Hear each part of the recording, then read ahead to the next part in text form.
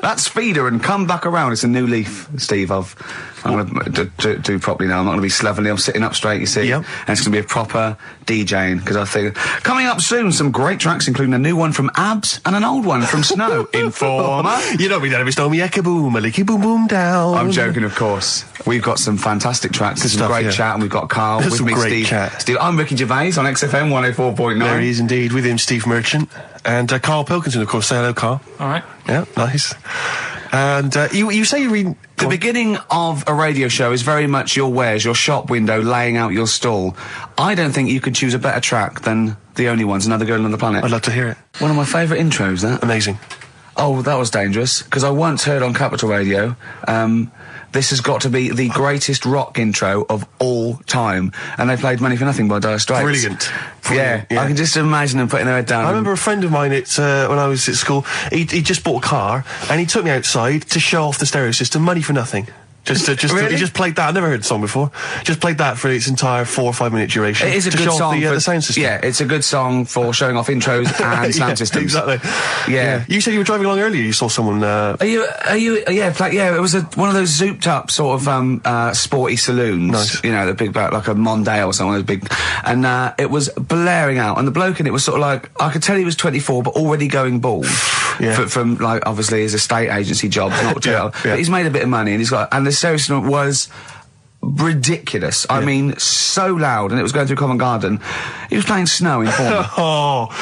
Do people remember Informer by Snow? It was a big tune in my I don't know. It's great. Yeah, I always enjoy it. Can I bring that in next week? Can we play Snow next week? Well, you can play a tiny little bit. Tiny little bit of Snow. Yeah. Informer. Do you remember Snow, Karl? Yeah, you loved it. Yeah, big tune. Yeah, loved it. Oh, did you? Big tune from the 90s. Happy song, isn't it? You were saying that you've turned over a new leaf. Yeah. Is that in all aspects of your life, or is that just in your broadcasting career? Because the reason I bring that up is because, do you want to describe what you were eating just now when we came in? Because you're a 40-year-old man, you've put on a little bit of weight, so presumably you're watching what you eat. Well, no, but it sounded exotic. I went into a cafe and they didn't have a cheese sandwich. Right. And can I describe what it looked like to me? Right, it looked to me like a big slab of cheese. You've just got them to just cut off a big block of cheese, like the size of a CD case, or one of those double albums, right, of cheese, right, and just lightly melt that for me so it drips over my hand and it gets really greasy in the bag. But just lay some strips of bacon on the top. Yeah, but listen, you've embarrassed yourself. Is that what it was? No, it's a croque monsieur, so it's French. It's a what? A croque monsieur. A croque monsieur. Yeah, and so I thought, I've never heard of a croque You're having monsieur. See, you've embarrassed yourself. Is that how it's pronounced, or is it croque monsieur?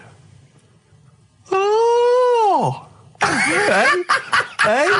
You didn't expect me to be bringing out the French. Eh? Tu aimes la musique pop? Oui, je t'aime la musique pop. Le plume de ma tante. Où est le syndicat d'initiative? That means my aunt's pen. So what was it then? It was a croque. Yeah, and it was just too greasy. It was just too, and it was all wobbly. I like toast, like it to be crisp. Sure. That's the thing with like, what? This is rubbish. Play Coldplay. Back to form there, Oasis, and Little by Little. This is XFM 104.9. I'm Ricky Gervais. Who are you? My name's Steve Merchant. Good to see you. Thanks. With us, the producer in the studio is Karl Pilkington, and he'll be doing the buttons. Yeah. You made a good effort there, but once again, got bored. Words are your enemy, Rick, and they defeated you once again. Yes, run out of steam with the sentences. Every week I think, well, I'm really going to make an effort now. I've chosen some records. Yeah. That's it. That's as far as it goes, isn't it? Yeah. Maybe you should write out what you're going to say at the top of the show. Write that out. Get a nice big crayon. I like to keep a little bit of, a little bit of something, a little bit of spark, a little bit of liveliness to it. Sure. How are you? Good to see you. Yeah, it's great. It's great to it's great to be out of the house again. Yeah. Oh yeah, just I was going to say, because we've been doing this for a long time now with a little break, but XFM are bringing new listeners all the time. I've heard 4 or 5 a week. Really? Yeah. New listeners tune in to XFM 104.9. Radio 1, beware. Yeah. And we might take it for granted the people that know who we are, know who you are, know who Karl is. Sure. Now, if you're a regular, then you know exactly who we are. But for those of you who don't, I'm Ricky Gervais. Ricky Gervais, a BAFTA award-winning actor and writer. Steve Merchant, all those. A friend of yours. Yeah. And this is the important thing: Karl Pilkington. Absolutely. Our producer. I say producer. He was the bloke who was lumbered with a job. When I said, listen, I used to run the desk in the old days. When I was like, I used to press the buttons and run the desk and everything. And now I said, listen, I've been on the telly. I do not press my own buttons. And Karl said, well, I don't really work weekends. And they went, well, you do if you want to keep your job. Absolutely. And we were lumbered with him. And then we discovered that he's not just a little dork, a little manky sort of idiot. Sure. He's got a nice shirt. He's got, you know what I mean? He's got something else. Absolutely. He's got a certain, brings another dimension, yeah. Yeah. And, he started having a little chat, and we discovered that he had quite a lot to say. Well, I think you're absolutely right, and I think I was wondering we should maybe play another tune, but after that, I just think we should re-familiarise our radio audience with Karl, and any new listeners, just somehow kind of let them get to know the real Karl again. Well, if you are new, you'll find that we like some old songs, some new songs, some chit-chat. We get serious sometimes, there's some tears and some laughter. Yeah. We kicked off with Oasis' new one, Little by Little. We're going to go back in time now to Iggy Pop and his Stooges with I'm Bored. Coldplay and In My Place on XFM 104.9. I'm Ricky Gervais. With me, Steve Merchant. Hello Steve, there. Lovely to be here. Yeah. Karl Pilkington there, pressing the buttons. Great to be here. Yeah. How long can you maintain it?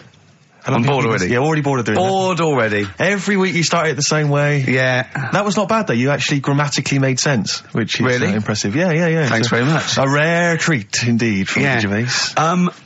Some of the listeners have already worked out. Got nothing to say at all. Sure. Haven't prepared again. No. We did come in half hour early to prepare, but instead me and Karl were playing. You had to flick the football into the bin. Right. We had 5 goes each, or the world was going to end. Okay. And that took up. That took up a good 25 minutes. Yeah, I liked it when we came back, and then we started just trying to beat each other in the corridor, and I beat him. I scored a goal. He was gutted because he thought he fancied himself at football, and I beat him. And I was knackered and sweating. Yeah.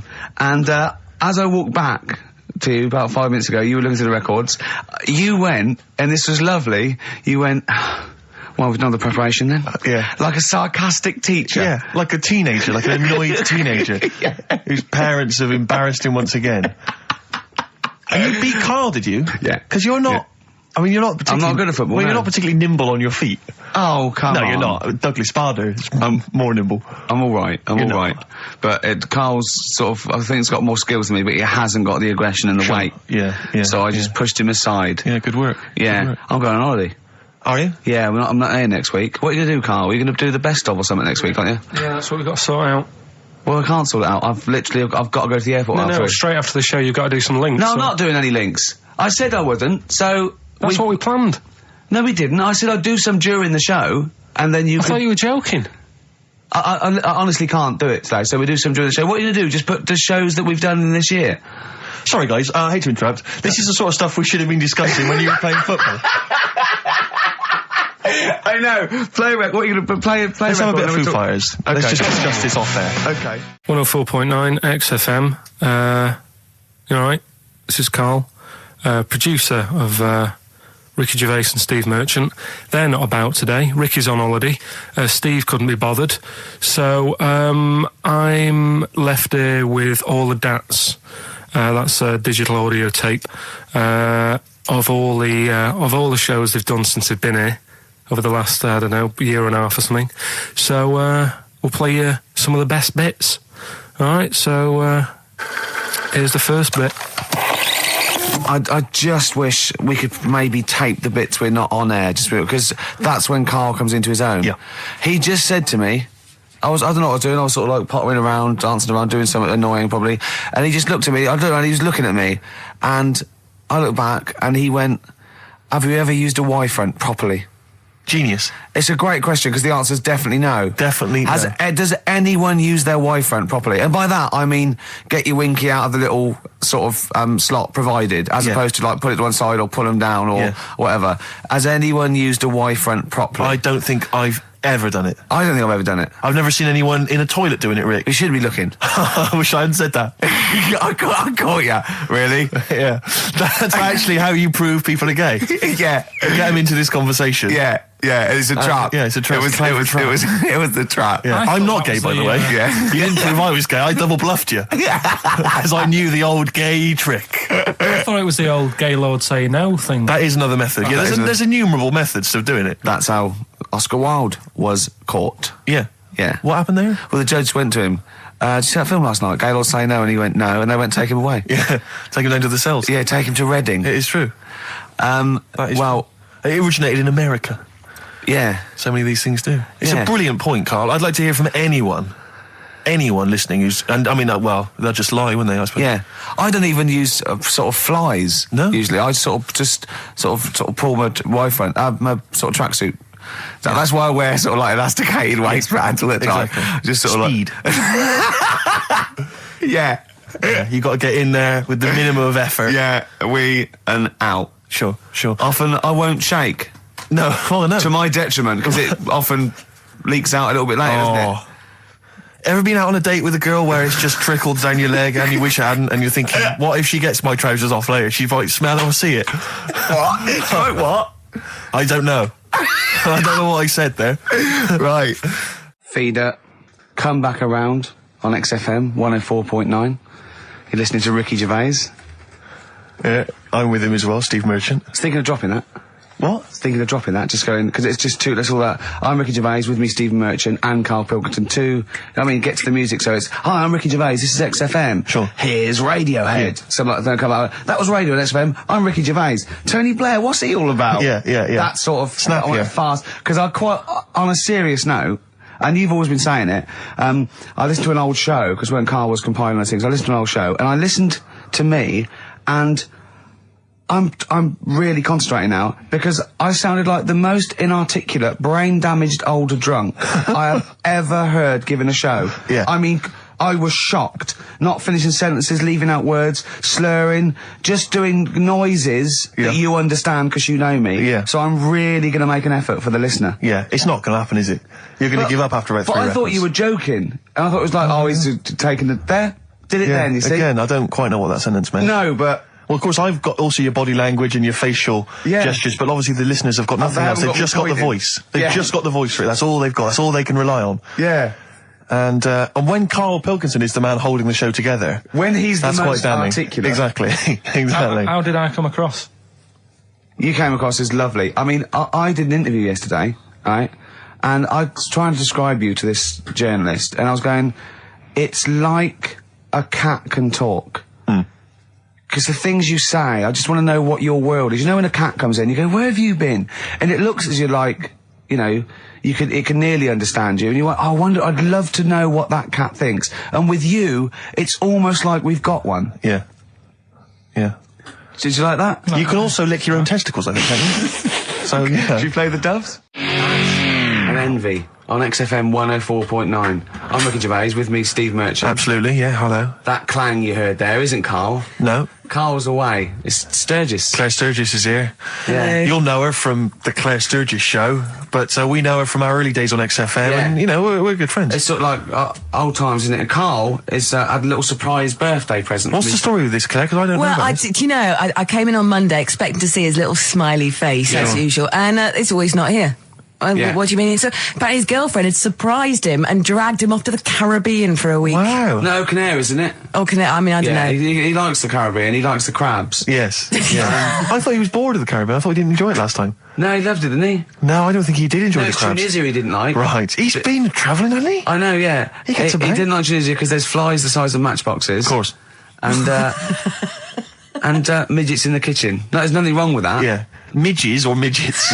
Midgets, he said. Right. In It the was kitchen. midgets. He wasn't saying anything bad. He said that there were lots of midgets in there. Lots of midgets in the kitchen. And I thought he'd gone away to some sort of like theme holiday. Yeah. But no, this is I think Gran Canaria or the Canaries or whatever it's. And how called. old is Karl? 30. Is he 30? Is this 30 the big last reveal? week, I think. Yeah. Oh, so it was actually a birthday present. Oh, Yeah, it's it's a big deal. Yeah. Okay, I just so, thought, but that's all right. So have you got a competition that you can regale us with, Claire? Because obviously Karl provides a lot on this show. Hold on. We could do White Van Claire. White Van Claire. Yeah. Are you familiar with this? We ask No. you questions, topical questions, just Okay. getting your opinion really on the week's news. Okay, yeah. It's on the If you spot. look forward to that. But you know I'm a little bit, you know. A little bit simple. That's well, fine. just a little bit, you know. What?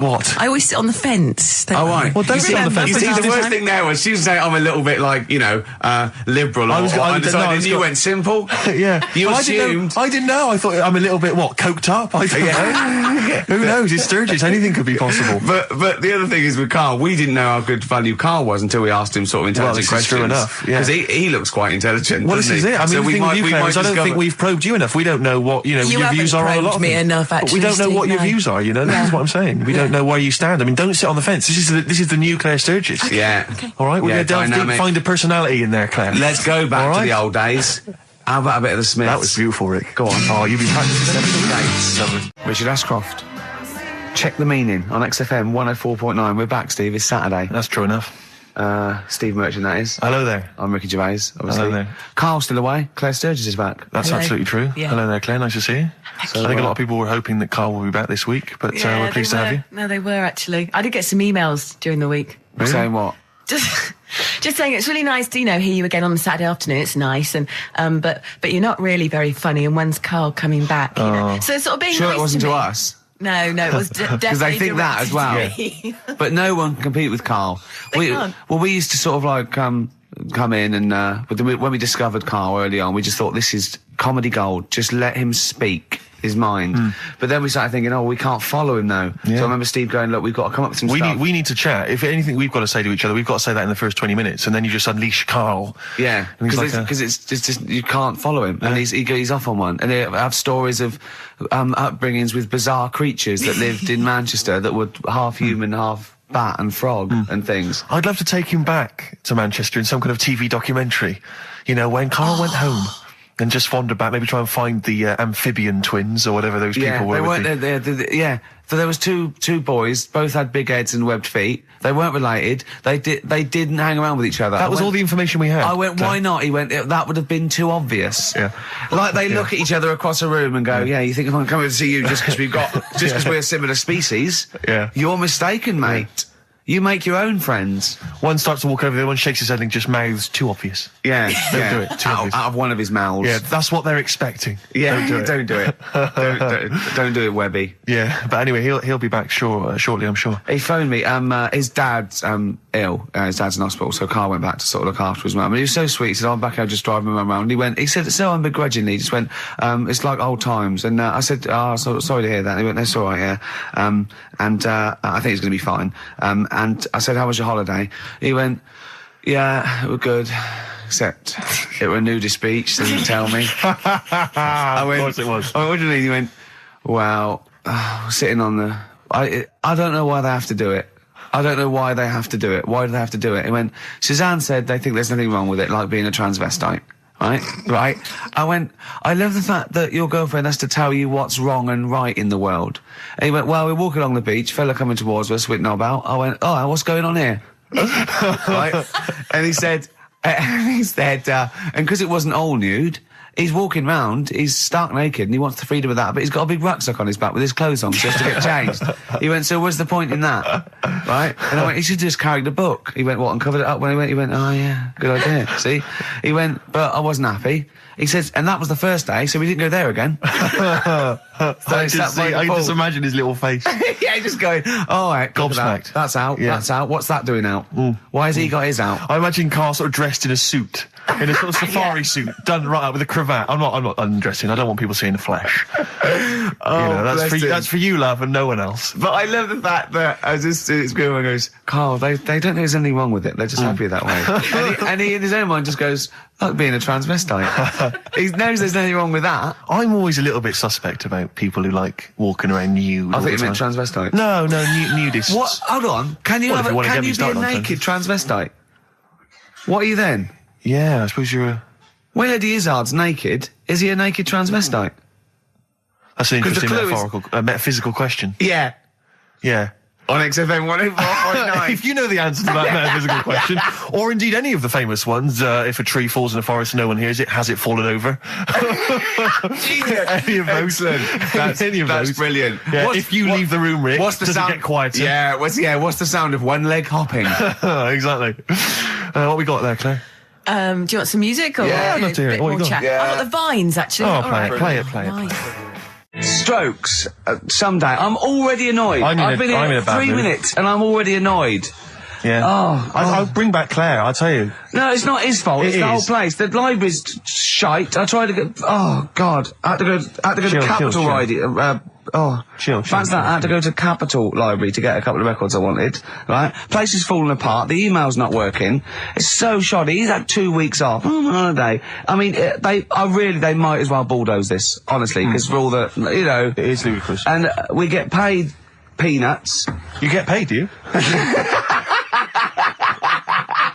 Oh, and it really annoys me to have to fight. Oh, anyway. Anyway, just calm down. 104.9, I'm Ricky Gervais, with me Steve Merchant and Karl Pilkington. Karl, you're back. Alright. How was it? What, the holiday? Yeah. Well, it wasn't all fun, was it? Because my dad was in hospital. Oh, but he wasn't during the holiday. Not during the holiday, though, was he? You came back from holiday and then found that out, didn't you? Yeah, but it happened when I was on holiday. Did you know that, though, when you're on holiday? No, because I didn't take my phone with me. Well, that's the weird thing is, I got a feeling when I was sat there, because it normally happens. It wasn't a nudie speech, was it? When I first went away, you saw that old fellow with his packet out. When I went to Ibiza, right, I had a feeling, and I called home. My dad had punctured a lung. When you say you had a feeling, what do you mean a feeling? Just like, I should call home. There's something not right. But this time, a very specific feeling. How did that manifest itself? How does that? How do you get that? What kind of feeling? Is that tingling thing? I'm getting a bit of a lung feeling. Yeah, a bit of a dad lung feeling. That feels like a punctured lung. Hold on. Well, anyway. No, but anyway, the holiday was good. We talked about it last week. Well, let's probe Karl about his holiday, because you know that's the sort of thing that audiences will stay tuned for, Rick. I'm pretty certain. Yeah, sure. Find out about you know more about this radio business than me. You know, you've hooked them already. Indeed, yeah. Well, also I'm thinking we've got nothing. So now. We may as well save that. No, I resent it. I used to put a lot of work in, but no, I think of the money, which is, you know, for me, pretty shoddy. Well, you know what I mean? I don't usually get out of an bed awful lot of cash. Well, exactly, yeah. And, you know, the whole thing is the whole setup. It was raining today. I thought I should have a cabin. You know, and then the sun came out, so I walked in again. Ah, dear. How are you? But I'll tell you what, I got a bit criticised last week as well that I only played ballads and same songs, so I'm going to rock out this week. Oh, I've been down to the Capitol Library to get some good tunes. And what about a little bit of AC/DC? Oh, took me all night long. Let's hear it. Doves, Caught by the River on XFM 104.9. I'm Ricky Gervais, Steve Merchant, hello, Karl Pilkington and everything. No, I'm going to be honest with you. Go on. A little bit hungover, didn't feel very well. Yeah. I don't know if I'm hungover or still a bit drunk, but I don't feel... You sound like you're still a bit drunk. Yeah, so what I'm worried you about... do every week, so... But what I'm worried about is that the standard will slip. Yeah, sure. if I'm not right on the ball. And the other thing is, I haven't had a lot of time to prepare the show today. Okay. So I don't, I don't really, I don't feel, you know... 100%. Yeah, I haven't done it. Karl. Right. Look. Have you finished that sentence? I don't make me laugh because it hurts as well. And there's the other side effect to me being a little bit hungover or drunk or whatever, right, is that I can be annoying. Right, yes. Because just to amuse myself, I sort of like turn my body off a little bit and just poke and like that and annoy people and that. I want to sort of like... Well, you do the physical equivalent of freewheeling. Don't you? You just I sort of want to climb on Karl and go to sleep on him. Yes. Do you know what I mean? Yes. They both annoy him and it'd be comfortable. Yes. Which is... you know, can be annoying. Just a little thing just to make this show a bit easier. If you'd put your hand up when you want one of us to speak, because I'm not quite sure when the sentences are finished. The hands are up. Okay, good. So, the hands are up. Okay. Good, alright. Okay. Are you gonna just keep them up the rest of the show, or? No, Karl, do what you, huh? Good, alright. Do you want to, I mean, is there an excuse as to why you're a bit hungover? Too much wine. Okay. All last right. night, yeah. Yeah, good. Thanks for that. Because this is the only work you've got to do all week, isn't it? Like, unless I'm very much mistaken. You don't have to do anything. You just sit at home eating cheese. Yeah. Then occasionally you do a bit of sort of shadow boxing. And that's exercise. And then you sit and watch TV. Yeah. Is that roughly what you did this week? Yeah. So this is the only 2 hours you had to do anything for all week. This is, you had to prepare for this. Yeah, but who can plan a hangover? Right. You know, you'd think, Karl, you said you had some stuff. Yeah. What have you got? I love the fact that, whereas I was a little bit slow, Karl there leapt into action to keep this show afloat, keep the pace up. Go on. Right, well, Karl, are you hungover as well, or? I'm just a bit annoyed because I'm with you. Do you know what I mean? He hasn't got much to do all week. You're having a laugh. What? What angers me is I kind of hope that maybe I could have quite a long career in radio, and I sort of feel like I don't know, the word sinking ship. Those words spring to mind. But... Because it feels like, I mean, Karl, you're just a chancer anyway. You weren't even supposed to be on air, and we've made you into something of a household name, and that's cool. Household name. And Ricky's already a celebrity. He's got it stitched up. He's got corporates. He's got, voiceover work. But I've got nothing. I'm running on empty. I'm not, nothing. I've got nothing. I'm sort of dependent a bit on this. Yeah. Financially. And, go on then. What and you two are sort of bringing it down, really.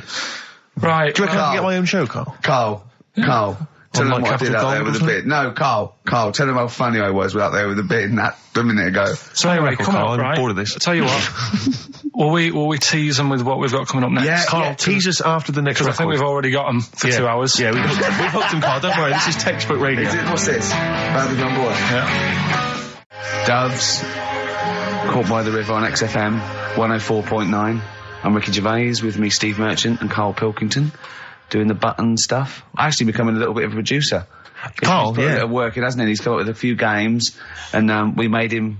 He's getting a bit stressed when we shout at him because the mics don't work or it's hanging off. It was too hot in here. He couldn't get the thing working last week. I mean, I really would throw this studio away and get a real one. Yeah. Well, I'd get one of those ones you can buy for like tenner from Argos. Argos, yeah, like Bon Tempe. My first studio. My first with a little broadcasting picture studio. of Karl on it. Yeah. Exactly. That'd be great product placement. What have you got this week for us, Karl? Because again, we've put very little. I said I would put. I'm not hungover, but I've put nothing into it. Rick, have you done any work for this week's show? No. None whatsoever? No. Okay, Karl, what have you got? What have you got? Quick. Keep them. It's 5 past. They're turning over already. They're finding other things. Karl, what have you come up with? There's melon stew. There's everything. Well, go on. We've got after the success of last week, Rockbusters. Okay. We're doing that again. Sorry, were you on the same show as us? I thought it went all right last week. Yeah. Okay. Good. Right, so we'll be doing that. Got some nice prizes, which... what prize? What other 3 films have you got? Have you got? Don't tell her yet. Don't tell her. I'll tell you what. If it's Children of the Corn 2, then can I enter this competition? There you go. No. What is that? He's got some different prizes.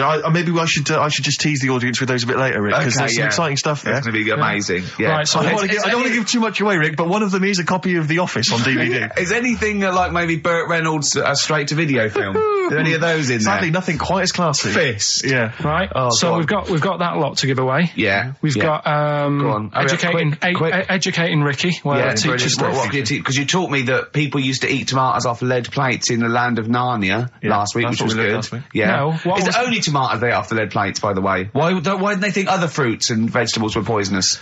No, it wasn't. It was because tomatoes had acid in them. That was the problem. You see, you don't listen, right? Well, lots of fruits have acid in them. Yeah, but they didn't eat them back then. they didn't have bloody kiwi fruit and stuff. Don't did they, say back then? bloody.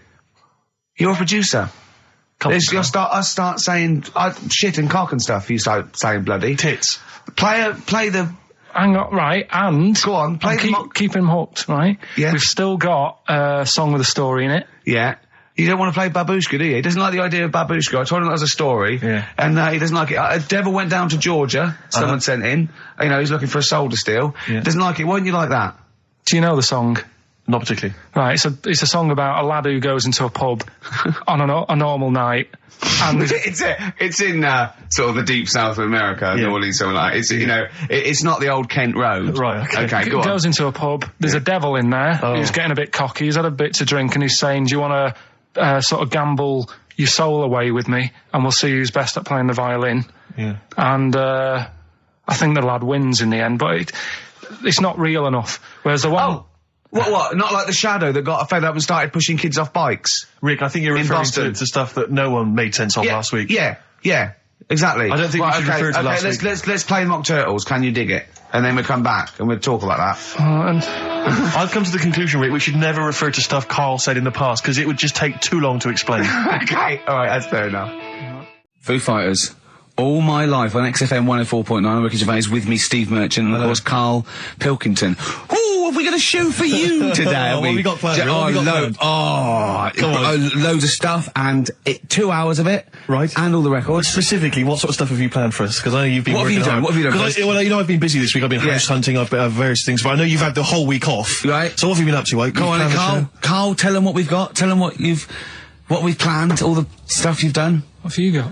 But Rick, specifically, what have you come up with? Quick, because people are getting bored. Tell us what I've come up with the music. Right. Obviously, we've already planned that. We planned that last week, so that's all done. But what have you yourself contributed to today's show? I got a text message today from Ross Noble. You know Ross Noble, the comedian. It was on. Have I got news for you? Right. He says, ask Karl if he woke up with ladies' boobs, would he just put a dress on and live as a lady, or would he just be a man but with these boobs? Karl, it's a good question. I know that happened to Ross, so he's throwing that one out at you. It did in a way, because he ate pizzas for a year, didn't he? He did, yeah. And he got a lovely pair of breasts. Yeah. Go on. Probably just find a loose-fitting jumper, go to the doctor's. What would you say to the doctor? How would you explain this phenomenon to the doctor? So you'd be happy with this because you believe in shite, like no. Go on. But it can happen because I told you a couple of weeks ago how that can happen. How you can wake up with breasts if you're a fella. I told you. Go on. Haven't you remembered?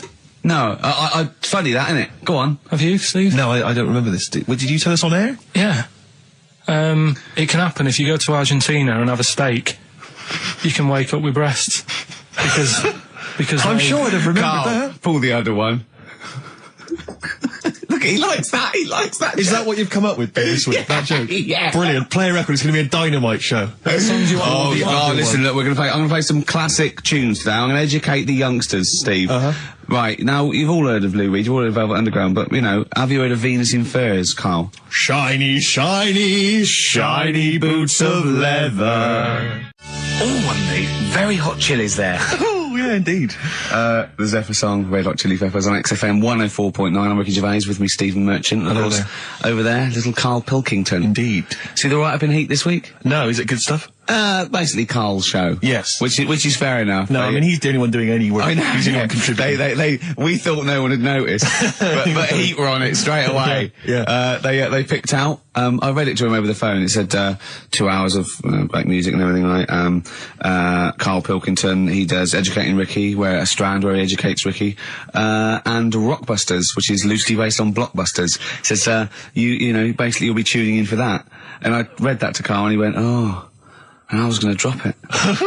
You weren't, were you, Karl? So he believed the hype. Yeah, I think you've got to, it's like... You've got to mix it up is what you're saying, keep it fresh. A lot of people are saying to you at the moment, are you going to do another series of The Office? It's kind of like that. I've got to decide whether it's right to move on with it or do something different. Is it dead in the water? Yeah. So what's your decision? I mean, maybe, We'll probably keep it for this week. Sure. And see how it goes. Okay. You've got anything else on the back burner? Any other ideas? Nothing. You're I'm still sort of. Do you know I came up with a load of game items? Well, I remember there was one that was based on fast food. There was, the rice is right. The rice is right. Now, just run the rules past me again. We had to identify whether it was a Chinese meal, rice or steamed rice. Well, either. Basically, it was a Chinese restaurant or an Indian restaurant. But is it true that you played this at home with your girlfriend and it was clear you could always tell which was which? Because one had an Indian sounding name and the other was Chinese sounding. No, it did work once. I managed to pick some sort of duck dish that sounded a bit Indian. Right. But then it wasn't Bombay duck, was it? Which is actually a piece of fish. You don't know. He wouldn't let me put, that whipped cream in the fridge. I saw that. I thought that's fun. Yeah, he wouldn't let me put it on him with shaving foam. Oh, yeah, but every week we have this. Do you know the other week, Steve? I didn't tell you this, right? He comes in straight away. I'm trying to talk about sorting the show out. What we're going to do? How we're going to keep it good for 2 hours and that. Grabs a pen, he says, let me draw 666 on your head. Because you can see the scalp. I said, don't do that. He goes, all right, then how about we meet halfway, put 333. Every week it's the same thing. But I quite like the cream. Did you get any cream on him at all? No. Is it the spray cream in a chicken? Yeah, he said no. Carl, can I just make some, just spray on some glasses? Just some round glasses on your face. Father Christmas! Hello. It's nearly Christmas, hello! Come on, it is Ricky Gervais' show. Yeah, should we play a record and then come back to this mayhem? This crazy mayhem? Yeah. Foo Fighters. All My Life on XFM 104.9. I'm Ricky Gervais, with me Steve Merchant and Karl Pilkington. Indeed. Genius Karl Pilkington, as Heat magazine said. Really? Is that what he's referred to now? Yeah, yeah. Genius. Saying about people tune in just to hear his games, such as Educating Ricky. Have you got some Educating Ricky for me? Got some education. I need some education, Karl. That's kind of desperately need some education. I want to learn about Chinese kids that are born hairier than average. I want to hear about deaf girls that can hear after their mum hits their head against a wall. These are the things I need to know. I mean, I don't wish to be disrespectful. He doesn't look like a genius. He doesn't look like a But then I genius. don't know what a genius looks like. Exactly. So, Steve. you know, I don't want to be an Look at Einstein. Yeah. Yeah. His mum thought he was mental as a child. Where'd you get that information from? That was in the Einstein book. Well, it was in the Einstein book, then it's presumably true. Which Einstein book is that? His Theory of Relativity? The big book of Einstein stuff. Oh, yeah. Yeah, the big bumper book of Einstein stuff. It's for a coach trip, and you have to fill in E equals MC1 squared, 2 fish, or 3 hello, and then it's multiple choice, and you fill it. It's great. It's Did his mum think, A, he was a genius, B, mental? Most people go for A, but it is in fact B. She thought he was mental at the age of 28. Oh, Carl, you never let me down. You never let me down. So have you got Educating Ricky for me? We've got Educating Ricky coming up. We've got Rockbusters. We've got Rockbusters. Great As seen and talked about in Heat. In Heat magazine. It's got really tough this week now. We're not messing about anymore. Right. Got some good prizes. Absolutely, yeah, we'll talk about those later. Because, I mean, was it last week that you had the classic? Was it, I can't remember, I'm paraphrasing, Carl, apologies. Something like, I'm here in Texas, I've fallen in a puddle, and my knee has got wet. Yeah.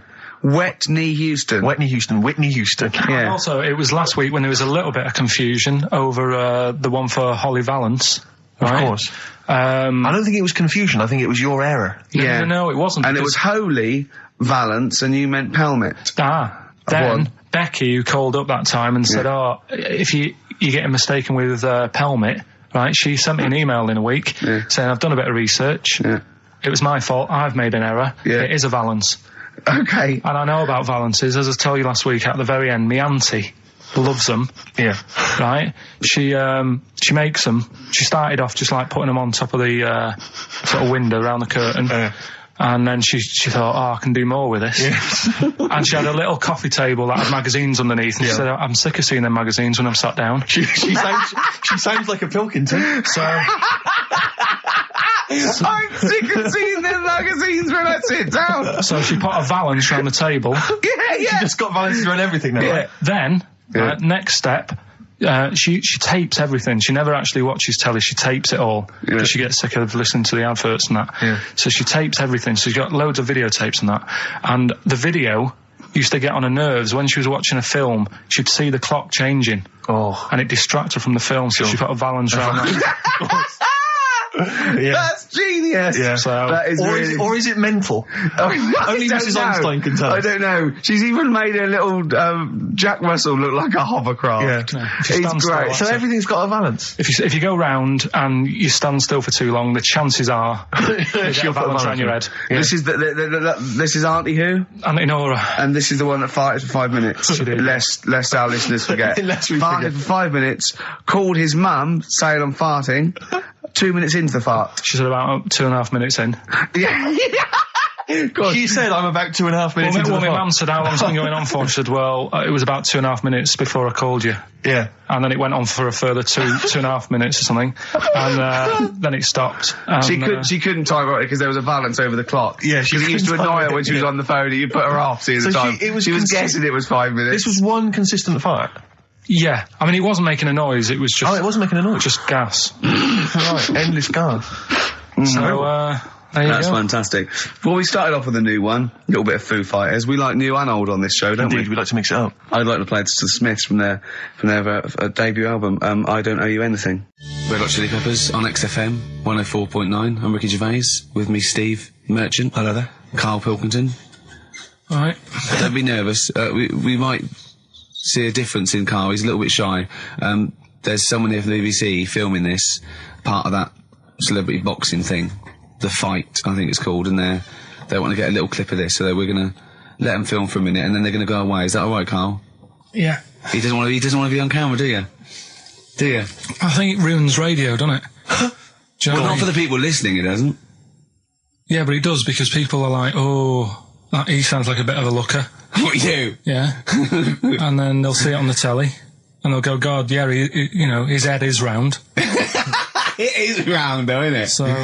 Guess what? I got a call yesterday, you'll love this, Steve, from MTV.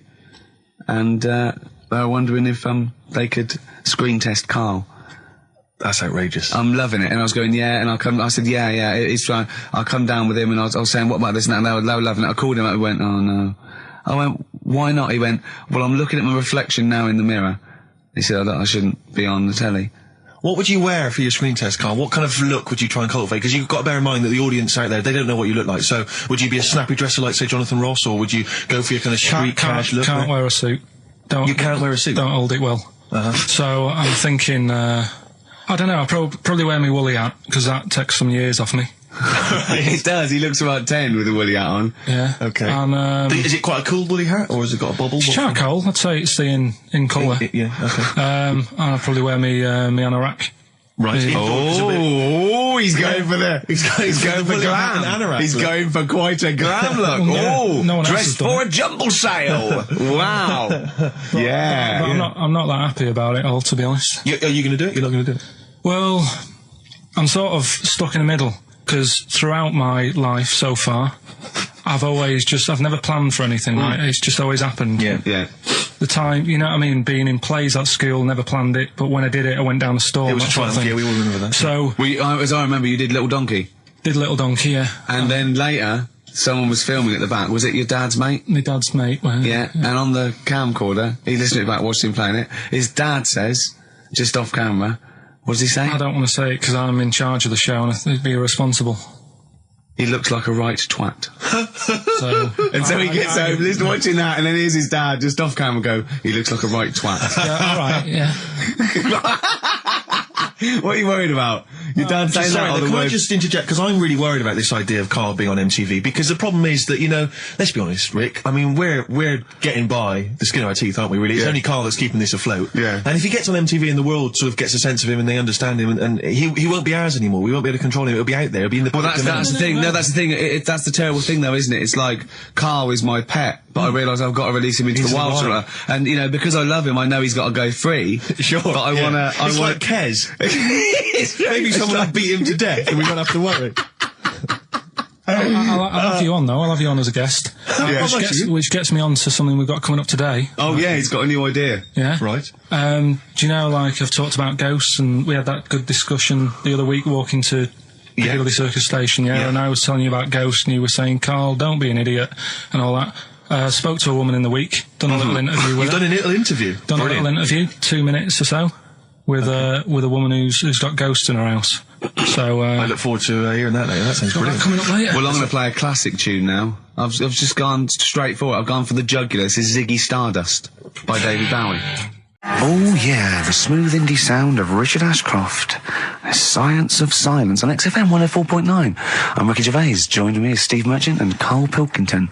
It was an excellent link, that, Rick. Did you say Nime at one point? 104.9? Did I? Other than that, it was textbook. Yeah, a desperate attempt at being articulate. Sure. But let myself down. With your See, this is the good thing about the boxing thing, because there's no chance of me, you know, slurring the words. Oh, no, I already slurred my words. Yeah, so no one, any damage will be totally fine. Yeah. Oh, the doctor's rushing in. I think there might be some kind of concussion. Jane just going, no, that's just the way he talks normally. But because I'm thinking maybe, did you start the show with that particular kind of manner? Just because obviously a lot of new listeners, I imagine, thanks to the massive poster campaign, and you obviously want to impress them and charm them. There's a few examples today of irony coming back and biting you. Yeah. That seemed like a funny idea at the time, me posing that. But Jonathan Ross phoned me up when they first went up and he just said, I've just seen a big poster of a predatory gay. Yeah, you do look a little bit hello, and what's your name? Would you like to sit down here?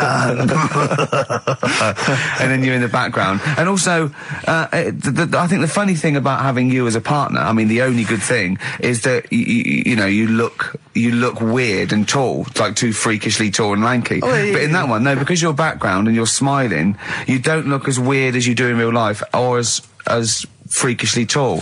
So it sort of ruins it a little bit for me. Look at Pilkington. Look. Pilkington, what are you doing? He's not listening. He's just opening a packet. What are they? McVitie's. See, we should mention them. We get some free ones if anyone at McVitie's are listening, because we're not getting the perks of this. Nothing. I'd say I'm not getting anything. I really got in this game for the ladies, for the money, for the voiceover work, certainly. Yeah. I'm seeing hide and hair of that. But you're not getting the voiceover work because Jethro's getting all the parts that you might get. Yeah, sure. Yeah. Okay, Rick. Yeah. You were the voice of what? The drink driving campaign? You sound like a man who was run over in a drink drive incident.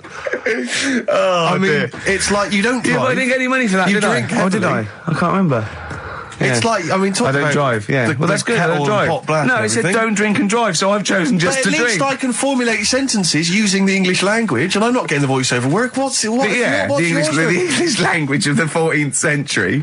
Well, it's better English language and English language. Rather than whatever kind of Middle England language you speak, the language of the hobbits. All right, Carl. Alright. See, you're eating a Carl, biscuit. I can't believe it. Are you bored with this already? Do you know what? MTV called me last week. They called me again yesterday and said, when can they come down to do they're coming down next Saturday, by the way, to do a little screen test for you. They're going to sort of just film you with a little camcorder. You said this. They're going to film you. Are you alright? Do you want to, are you hungry? Do you want to go out and have a meal? I can't believe you're eating while I'm on air. No one can hear that. Do you know who I am? No one can hear that. Explain who I am. Well, that's Ricky Gervais, right? He's made his name on TV. Yeah. Okay, he's done any number of corporate gigs, and they pay silly money. So, Yeah. I mean, this guy's earning, and really earning beyond his talent. All right? So I think this I is, deserve a little bit more than a little mank eating a biscuit while I'm talking. Rick Gervais? Yeah. Have you won a BAFTA? Yeah, too. All right, so Yeah. just a little bit of respect. Yeah. Yeah. Carl, Well, what have you won? What have you won? I got a bronze certificate for doing a full week at school. That's great. It was only a bronze. What is that then? 3 out of 5 days? and I got me a little Crusaders badge, if you remember. What's the little what? Crusaders badge? The Crusaders badge for the religious club. So I was at the fella that you went and played You had to go ping and pong convert ball, so Muslims, then wanted did to you? talk to you about God. yeah, Yeah. You got a Crusaders badge, did you? yeah, that's why I where went. else you That's got a why I badge joined. from? That's why I joined. For the badge? I like the little badge. Did 4 weeks, then packed it in. But we're talking about MTV, right? And I was feeling a bit nervous, wasn't I? About like the way I look. Right. And what have you. And then I watched a bit of Celebrity Big Brother and all the fuss that Mark Owen's getting, and he's not that good looking, is he?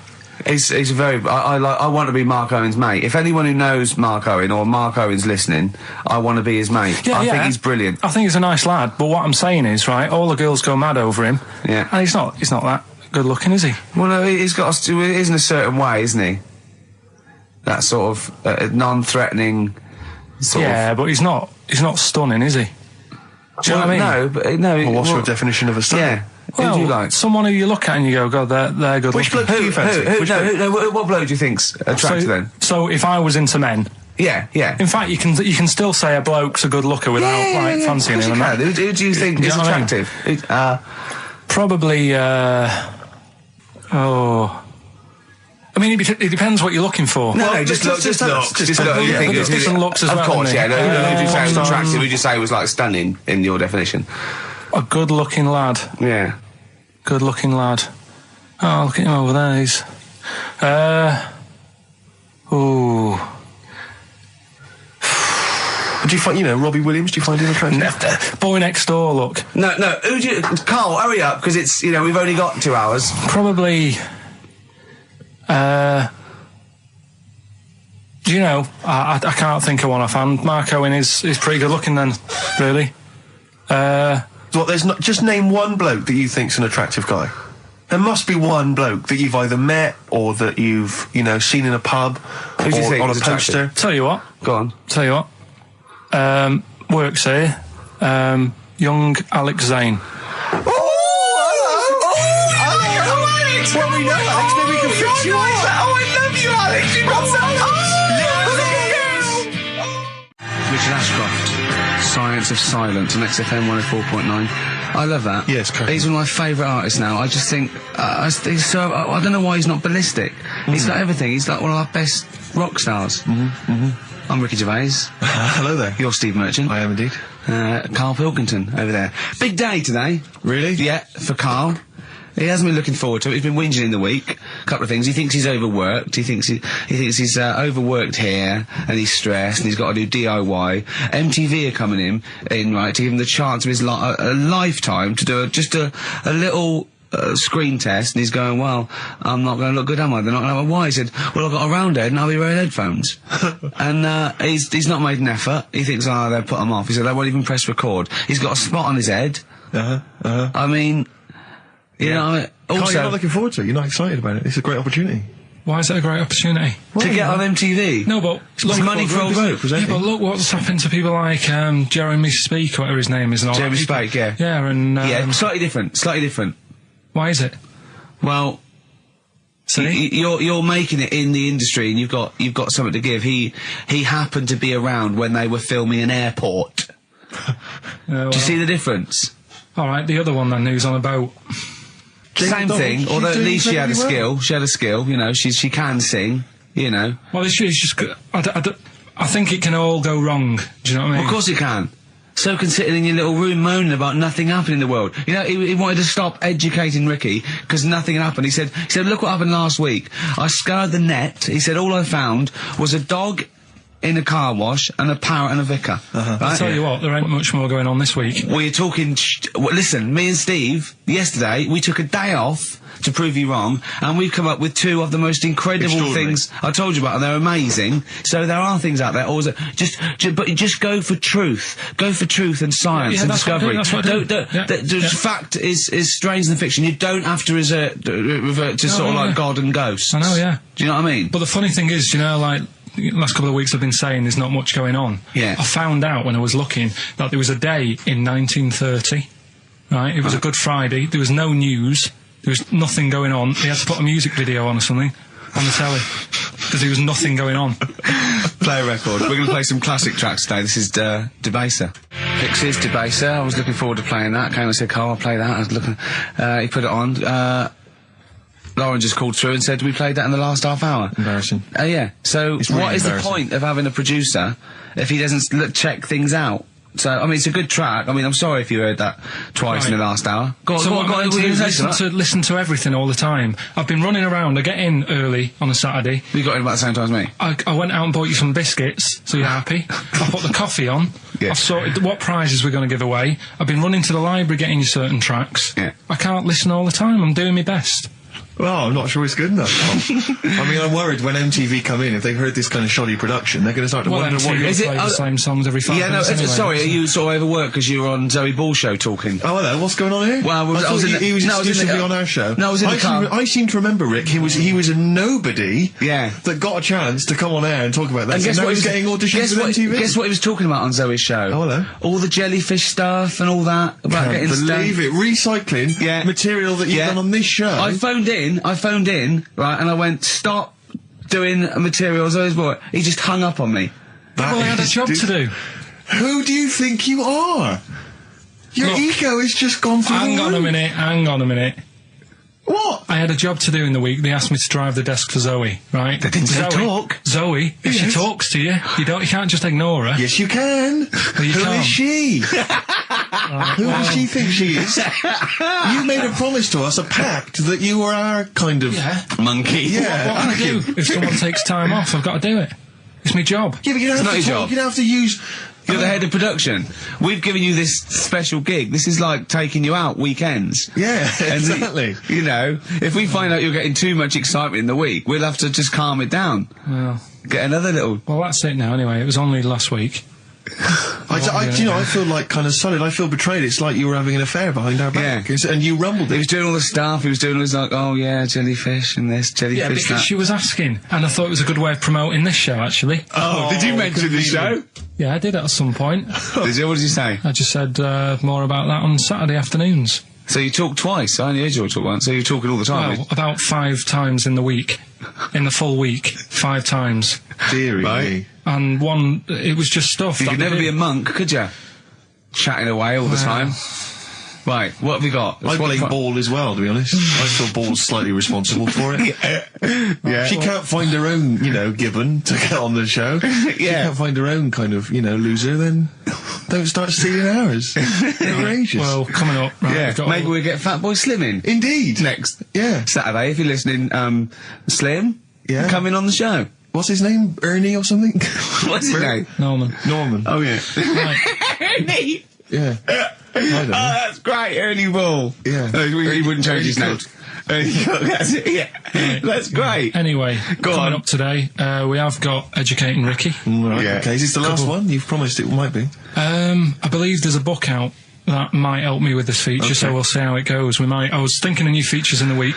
I've got, wanted to come up with, I wanted to do Celebrity Fact Club.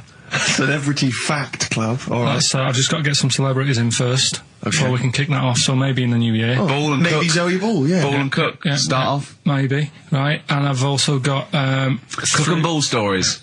Yeah. That's nice. Good one. Cheers. Thanks, Carl. Yeah. Maybe you could sell that to Zoe's show.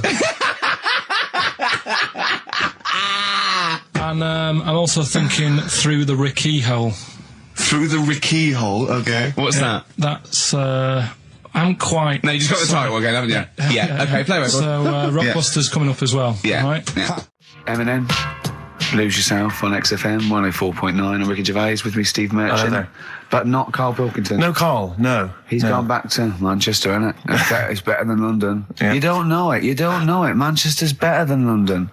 Instead, Claire Sturgis. Claire Sturgis round of applause for Claire, Thanks. The Yeah. bosses, Yeah, I he's will- coming there in sort of the camouflage gear, and is that quite trendy? Is that what the kids Did are you know, wearing it's now? funny. Someone actually mentioned Or that are this you on morning. manoeuvres? Yeah, I am exactly. actually, taking time out this morning from what I normally do. Sure. I missed the second half, talking like that, of Celebrity Boot Camp. I don't know what that Coolio. is it? The fella from Milli Vanilli. What, the one that's not dead? Eh? No, the one that killed himself, Steve. Okay. No, I just want to clarify for people. A lot of people don't realise that one of them is dead. Right. I thought it was important to mention it. Actually, yeah, I didn't know. I'll be honest with you, I hadn't thought it through. No. It was a piece of interesting Milli Vanilli trivia that I had, and I wanted to slip it in. But it wasn't I could've really found- I'll tell trivia, you what, because I it was a could- question. You went, what? The one Rick, who's not what I'm dead. saying, Rick, is I could have found a more tactful way of bringing up the death of one of Milli Vanilli, because I think there's a lot of people out there now upset. Maybe Claire Actually, didn't yeah, realise. people who didn't know. That's quite a shock. I didn't see. I mean, I should have sat people who down. did? Who died? Vanilli or Millie? I think it was Millie. No, Oh, it's okay. Vanilli. What? I don't know. No, but I didn't know. I'm that guessing. is- Actually, I'm guessing. What? Wait, no, I'm about not that? confusing Milli Vanilli and Scritti Politti, because I mean that is a danger. Oh no, you're thinking of the fellow out of Grumple Palumple. He was amazing. He was amazing. It's a great shame that he topped Grumple himself. Palumple, they're not around us. Anyway, cool, we've got some great tunes lined up. We're going to play today our favourite singles. It's of a the year. favourite tune, some of which Tune, didn't yeah. quite make it as singles maybe, but tunes of the year, because obviously Christmas very soon and we'll be away for a short time. I And, think next week we'll be doing our favourite Christmas songs of all time. yeah, I'm worried we're not going to fill 2 hours with that. I mean, how many times can you play Shakin' Stevens before... Fairy Tale of New York. yeah, exactly. I mean, There that's it the is only again. one, isn't it, really? That's the best one. That's the best Christmas That one's song good, ever. but obviously there's Joni Mitchell's The River. That starts with a kind of Christmassy Beautiful, feel. beautiful. I don't think if there's anything else. Not great deal. The so this Waitresses, is Christmas rapping. that one? Is that Favourite of brilliant? mine. Is that good? Yeah. So this is Christmas. John Lennon. Paul McCartney came out with Simply Having a Wonderful Christmas Time. Christmas time, yeah, exactly. Yeah, but yeah. So John's was Happy Christmas War is over. Yeah. Yeah. Of course it wasn't, but Hey, optimistic. but I mean, at least he wanted no, to be. he was dreaming of it. He was dreaming of it. Yeah. That's, I mean, and, bless him. and to show how much I he don't. hated John war. Lennon's dead as well. I don't know if anyone's. Yeah, no, they do. aware know of that. That's just another bit of rock and roll I like trivia. John's protest against war. He stayed in bed for a week. Yeah. I've been doing I don't- that. I've been protesting against war for ages. Yeah, I'm yeah. eating hamburgers. Yeah, absolutely. Against war. Absolutely. I just go into Burger King on the way here. I went to the counter. But of course, that's not. I mean, not product placement there. And there's a number of other burger joints that people may wish to go to if I they often go to choose. McDonald's. Yeah, I often go to exactly. McDonald's. But I went into Burger King because it's close. And I went in Convenient. there. It's convenient, but then often McDonald's will be convenient. I mean, Convenient. McDonald's is just it convenient. Depends where you are. Just as convenient depending where you are. And I said, could I have a cheeseburger and small fries? Take away, please. And he recognised me. He went, oh, I've seen you on telly enough, one, yeah? He went, there's your meal. So I went, thanks. He winked and went, I'll put large fries in. Brilliant. So that's So, the sort but I of- love it. So it's paying off. At last, true genius is being rewarded But I'm by just the intrigued to burger know, joints. because I mean, there's been a couple of times where I've been with you, and we've gone in a restaurant and someone's given you a free meal or whatever. I It's the know. way that it's like you don't ask for it; it's No. just kind of offered. But I don't know what they're expecting in return. Nothing. I mean, do they Nothing. think that you'll go away and you'll always think fondly of Chad, I who think, works I in think Burger they King? I just think they think, oh, I don't know, they make I'm like going to give him a little treat. Yeah, I know. I don't like it, but then I'm always grateful, and I never. Yeah. But the thing is, I'm I'm slightly embarrassed. Did anyone around you hear what had happened? No. Because I imagine the resentment, just the whole room No, turning they on didn't. you. I had to go around telling them. Yeah. I went and said, excuse me, did you hear that? He goes, no. I go, he just gave me the free thing because I'm on the telly. And I went, I don't recognise. I went, you don't recognise me? I'm terrified now that that someone could be listening at Burger King HQ. You know, I'm assuming this is an unorthodox procedure. And that little fella's got fired. Well, they know it's Leicester Square now because I just mentioned it, so they know which Burger King it is. Oh my God. I don't know. What was his name? Ralph Littleton. He had a name badge. Number 342. Well, I just hope Littleton doesn't get in trouble. So, what are we going to play That could be a first? sad Christmas for him. He's probably keeping his whole family afloat. Bit of Springsteen. Well, tunes of the year. I mean, I know people dismiss Springsteen, but as I say, the gig I went to see earlier in the year, I made Sturgis it. couldn't believe we were going to play Springsteen. Brilliant. I just think, leave aside what you think is cool and trendy and the fact that he's older now or whatever else. Really? Just leave all that behind and just listen to the tunes because, he remains a great musician. Lonesome Day? Lonesome Day. It's the current single and it's the first track on the album. Free chips. Absolutely. It angered me that Is there a lot of cheap housing in Leeds? Would that ruined it for him? But it just was. I assume maybe she was squatting or something. But it was like, and it just depressed me because it was like, not only is he homeless, but he's got a homeless girlfriend. But the homeless people are finding love. Yeah. Do you mean it's so? That's really depressing, Karl, isn't it? Unless they both became smackheads together. Or whatever. No, Karl's found love on the street before, haven't you? How's it going with your bird, Karl? Are you married? No. How long have you been out with her? Going out with her? 7 years. Because you're quite a simple man. Yeah, You're sort of a simple in a in nice many way. ways. I mean, you're in the like best Helen sense. from Big Brother. Yeah, You're sort of nice enough, but I look normal.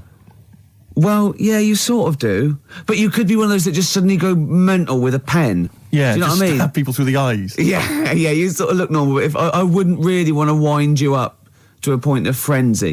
How did you meet your girlfriend? Through work. What, through her work?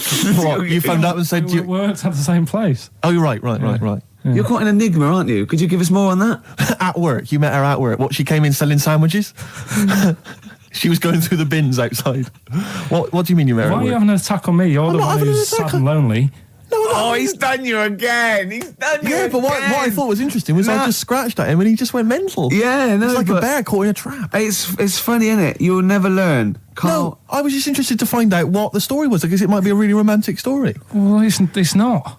All right, jeez. I love the fact he doesn't want to talk about his love affair. I was thinking about you in the week, and does it worry you? I mean, you sort of joke about it now, and we're talking about it in the office, is Steve really touchy about the way he looks? And Oh, what's this? Where's that come from? he's done it again. He's done you again. I was walking home the other night, and I was thinking about it. And do you worry that when you're old, you will be on your own? You did start it though, didn't you? Well, Karl, I'm glad you brought this up. because I mean, for me, a lightweight, frothy entertainment show on XFM on a Saturday afternoon is exactly the place where I want to discuss the desperate, lonely future that's inevitably coming my way. Oh God! I'll tell you what will cheer you up and forget all that. A bit of Embrace. Oh, one of the most hated bands. What are these fellas doing? There's a couple of Quite noisy. It's just distracting. yeah. There's a couple of fellas behind us taking pictures. I don't know why it takes two of them. I think one of them just got a couple of hours out of the office. Yeah. They're from the what are you from? X-Mag. X-ray. X-Ray. X-Ray. What's X-Ray? It's the XFM magazine, Steve. The XFM what? Magazine. And where's that? Where, go then? is this available in shops? Is it just a giveaway thing? It's kind of give away bit of information on bands. Right. Gigs are coming up. How is it available? Who gets it? It's in top magazines. You're really selling it, Karl. You're obviously a fan of the magazine. It's all right. Yeah. I don't want to make it. This seems now like you've said, let's pretend we don't know what it is. You sell it on air, make it sound. I don't know what it is. Well, I'll show you later. Okay, cool. And if people want a copy of it, they can go to the website and subscribe, and you get it for free. That's all right. Yeah. Cool. And you're going to be in it. And we're going to be in it. Centre pages. I don't look my best. I don't dress for radio. And Well, it's okay because I'm photogenic, so I'll make up for whatever you. I'll push lack. you forward. White Stripes and their version of Jolene. What did you make of it, I Rick? loved it. I want to ask Karl a question though, because Karl sometimes in awe of this newfangled world that we live in. What do you think of the scenario? What do you think is going on there? Because it's a bloke singing to a woman, begging her not to take his man. What do you think is going on there? Say again. Well, that's a bloke there singing. Yeah, to his wife Jolene. Right. Were you listening to the lyrics or? You see, I got mixed What up do you mean? anyway. I thought it was about that one about the person who chucks himself off a bridge. So I was thinking more about that than listening to that one. Right, listen. Well, go on it. Right. Jolene, I'm begging of you, please don't take my man. You flaming locks of auburn hair, even though you can, don't. He's all I've got. You're a beautiful woman. Don't take my man, because I can't compete with you, right? Yeah. What do you think's going on there, though? Because, you know, it's Dolly Parton singing it. We know what's going on. They're fighting over the same man, aren't we? Yeah. What do you think's going on when a bloke's singing it to Jolene? What do you think of the scenario there? That's one of them names, isn't it? That could be a bloke's name. It's like Leslie. Oh, Christ. Okay, sorry, it was a... I wish you'd not asked him that question. It's so exhausting. I love him. Do I love do Karl. ants sleep, Karl? Which bird's got a cock? Swan. Swan. Okay, nice one. Listen, I want to play that song for various people who've emailed and phoned in saying they want requests. We don't really play requests on the show. We'd like to mention them anyway. Matt Barr, Magic Thighs. That's not Matt Barr's Magic Thighs. No. That's Matt Barr and Magic Thighs. Yeah. Kieran in Dublin, Stuart in Hackney, Lisa and Alison in Crouch End, and Glenn in Crystal Palace, who was phoning up with a nice message earlier. All of you, thanks for listening and thanks for enjoying it. Sorry we didn't play your requests, but tune in next time. It'll be fun. Anyway, I just all I wanted to say, really. Here's tragic. What's tragic? What did you want me to say about that song? Just your opinion. Your own opinion was fine. it's sad. In fact, your own opinion is better than anything I could really hope for.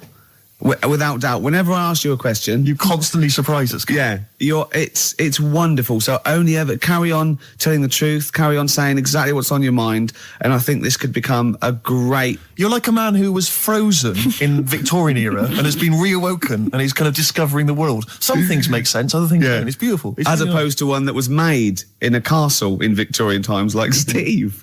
Oh, that's just... Oh, I've joined in with Karl. I can't believe you're I'm sorry. on my side. Yeah, no, it was irresistible though, wasn't it?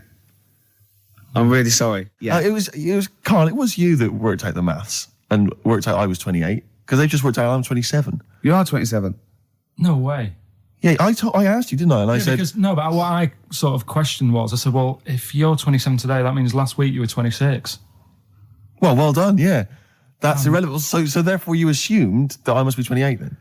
Yeah. Whereas I assumed you were using, your knowledge of maths, No, such as it is. I wouldn't do that. No, sure. Wow. I actually got lost in that conversation because I genuinely didn't know what he meant would mean last week you were 26. I don't know what that meant. I don't know what it meant. Wow. Well, it is Steve's birthday. But And he would have been 26 last week. sometimes you genuinely frighten me because it's those staring eyes. There's nothing behind him. It's this little bald head. Looks like Davros looking at me. Genuine fear on his face when he enters into a conversation with another human But being. what bit don't you understand? If he's 27 today, he would have been 26 last week, and he doesn't look 26. He didn't look 26 last week. He looks older than 28 today. You've started on his birthday. You're still having a go at him. Karl, I don't look like the kind of hot stud that I actually am, but face facts, that's the truth, mate. Yeah, Get live with it. Get with Live the with it. programme, jeez. Well, let's have a little bit of cake. Okay, oh, that's appropriate. See The what I did? birthday. But you mean the band, don't Yeah. you? Not the cake. You haven't actually bought cake, have you? Got anything at all? Anyway, the winners, Karl, I think you took some answers. Tim and Neil. Well done, Tim and Neil. Are they going together or are they... No. No, two separate. Lucky people. Yeah. I don't think your heart's in it anymore either, Karl. I was all right today, but Steve's really dragged me down. Well, Wait a minute, I just need to know why. No, do you know, Yeah. people are being miserable around you? Yep. I was full of beans when I came in. Yep. Yeah, but you got to remember last week you were really miserable and that really wound me up. Yeah, because he was having So to do it's stuff. roundabout. Because he'd been let down and they were worried about Yeah, the last next week you show. were in a terrible mood. Yeah. Look at me like you were. songs. I wasn't going off and lying on the settee looking ill, talking in that voice. Oh, he's done you again. I said, just now, being quite friendly. Yeah, Carl, Steve. Karl, have you ever tried to get into the Monarch for free? Because I'll be honest, mate, it's not going to happen for you. Come out with me, mate. You got to quid off. All right? Oh. When you can get in places in Camden for free. Yeah, I'm all right, yeah. Oh, yeah, he's done you. Right, now it's time for Song for the Lovers. Now, this is one of my favourite songs of all time. You'll know this song better done by... That was nearly a sentence. Oh, come on, that was nearly a sentence. What's his name? Glenn Campbell. It's Galveston. Oh, yeah. This is the man who wrote it. This is the original. This is Jimmy Webb. Oh, yeah. With Galveston. From what I can work out, I think it's about a bloke who goes off to the Vietnam War and he's missing his bird. And I've brought it down, haven't I? I've brought it down a tone by saying bird. It's a beautiful song. It was irony. Just play it. Galveston. It's beautiful. Yeah. This is the reason, because actors are often quite handsome people, but yet they're always quite obnoxious. We are. No, I mean, they're normally quite obnoxious, Rick. Again, you know, you're a good example of that. And yet, I think it must be the small man complex. That's what makes them so obnoxious and so kind of desperate for attention. Didn't realise it before. Steady on. Because, of course, I tower above everyone. You do, don't you? I'm, for people who don't know, who are listening, I'm 6'7" tall. That's high. Yeah. And for people who've never seen him, he doesn't hold it well. It's not like he's a sort of handsome athlete, is it, Karl? He's a bit of a, what do you call him? Karl, don't answer. No. Don't get drawn into that. You know the game he's playing. No. Do you know yesterday when you were in the office? Yeah. You did a little move, and it reminded me of Blakey. I hate you, Gervais. I hate you, Pilkington. That's our stance. Yeah, but even he held it a little bit better, didn't he? Because he was a man, you know, he had a big coat and everything, and a peak cap. But, yeah. I can't believe you. Like, I've not suffered enough from being freakishly tall. Now, two of my best buddies, live on radio, are just... It's not just the height, though, is it? It's the posture and the face and everything. But it's got your places, hasn't it? No? What do you mean it's got me places? I think people give you a bit more of a chance in your career and stuff, 'cause it's like... What, yeah, stacking shelves? Because I can reach to a high level. Muse, Plug-in Baby on XFM 104.9.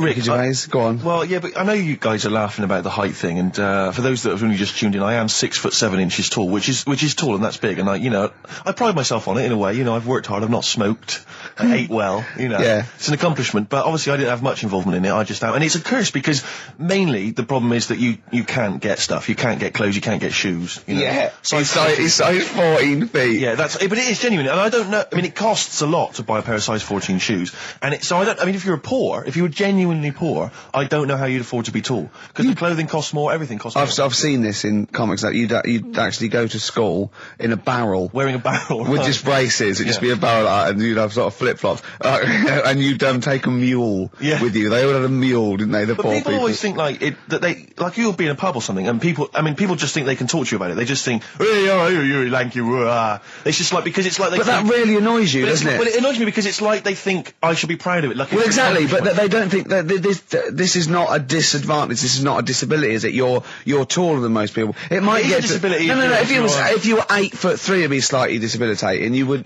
but... Disabilitating? What? Disabilitating? Yeah. No, you're a medical man, aren't you, eh? But, no, the point is, it's a disabilitating because when you go on public transport, like if you're on a coach... yeah. The only place I can sit on a coach is that seat... On the driver's lap? Either on the driver's lap or that seat at the very end, you know, which sits into the aisle. Yeah. That's the only place I can Well, sit. you stand up... some sort of kid at the back waving at drivers. You could drive it from the back. Here he comes, watch it. Were you a tall baby? Oh, Mr. and Mrs. Merchant, you've given birth to a basketball player. Look at his dribble already. Were you a tall baby? Babies aren't tall. At what point did you suddenly, Jesus, nothing fits me? Well, it didn't happen overnight, Karl. Let's do a little graph. How tall were you at 5? Oh, I don't know. 3 foot? 3 foot. How tall were you at 12? 6 foot. 6. What are you really? I don't know, do I? How do I remember? I don't remember this. Well, when did teachers start calling you freak boy and lanky? They didn't. It wasn't Didn't they? so much. It was no. You went to a funny school. I went bowling with him once. So I'd never been bowling before, and he'd been once before. And he went, let's go to this bowl. We went to a bowling alley, right? And you have to wear these special shoes. Now they're sort of like pointed things anyway, and they're multicoloured, sort of red and green. They look pretty weird. And the woman said to me, "Oh, what size?" I said, "Oh, 8." She went, "Yeah." "What size are you?" He went, 14. She went, 14. He went, "You probably haven't got them." She goes, "Yeah, I think we have got one pair." And she put them on the table, and it was like Krusty the Clown. And I just started laughing. They looked so long, and he had to run round this bowling alley in these freaky clown shoes. But they don't look freaky clown like when I'm wearing them, because the rest of me is in proportion to it. It looked like a little wall bracket. One of the worst things that happened to me was when I was when I was about 16 or something, we went to, it's a fire alarm. There's a fire alarm going off. There's a fire alarm going off. And the fire light's going off. Yeah. Should we not just maybe play a record and go and check that out? Wrap it up if you want. No, not wrap it up. Play a record. I'm gonna go. No, it's gone off, Rick. It's gone off. Oh, well, we might have burnt down. Yeah, I think we'd know about it. The flames licking around our ankles would be a clue. God. I'm going to go and investigate. You shouldn't ignore a fire alarm, should you? Blimey. We're entertaining the nation. Oh, look at him, he's scared of fire. What do you mean?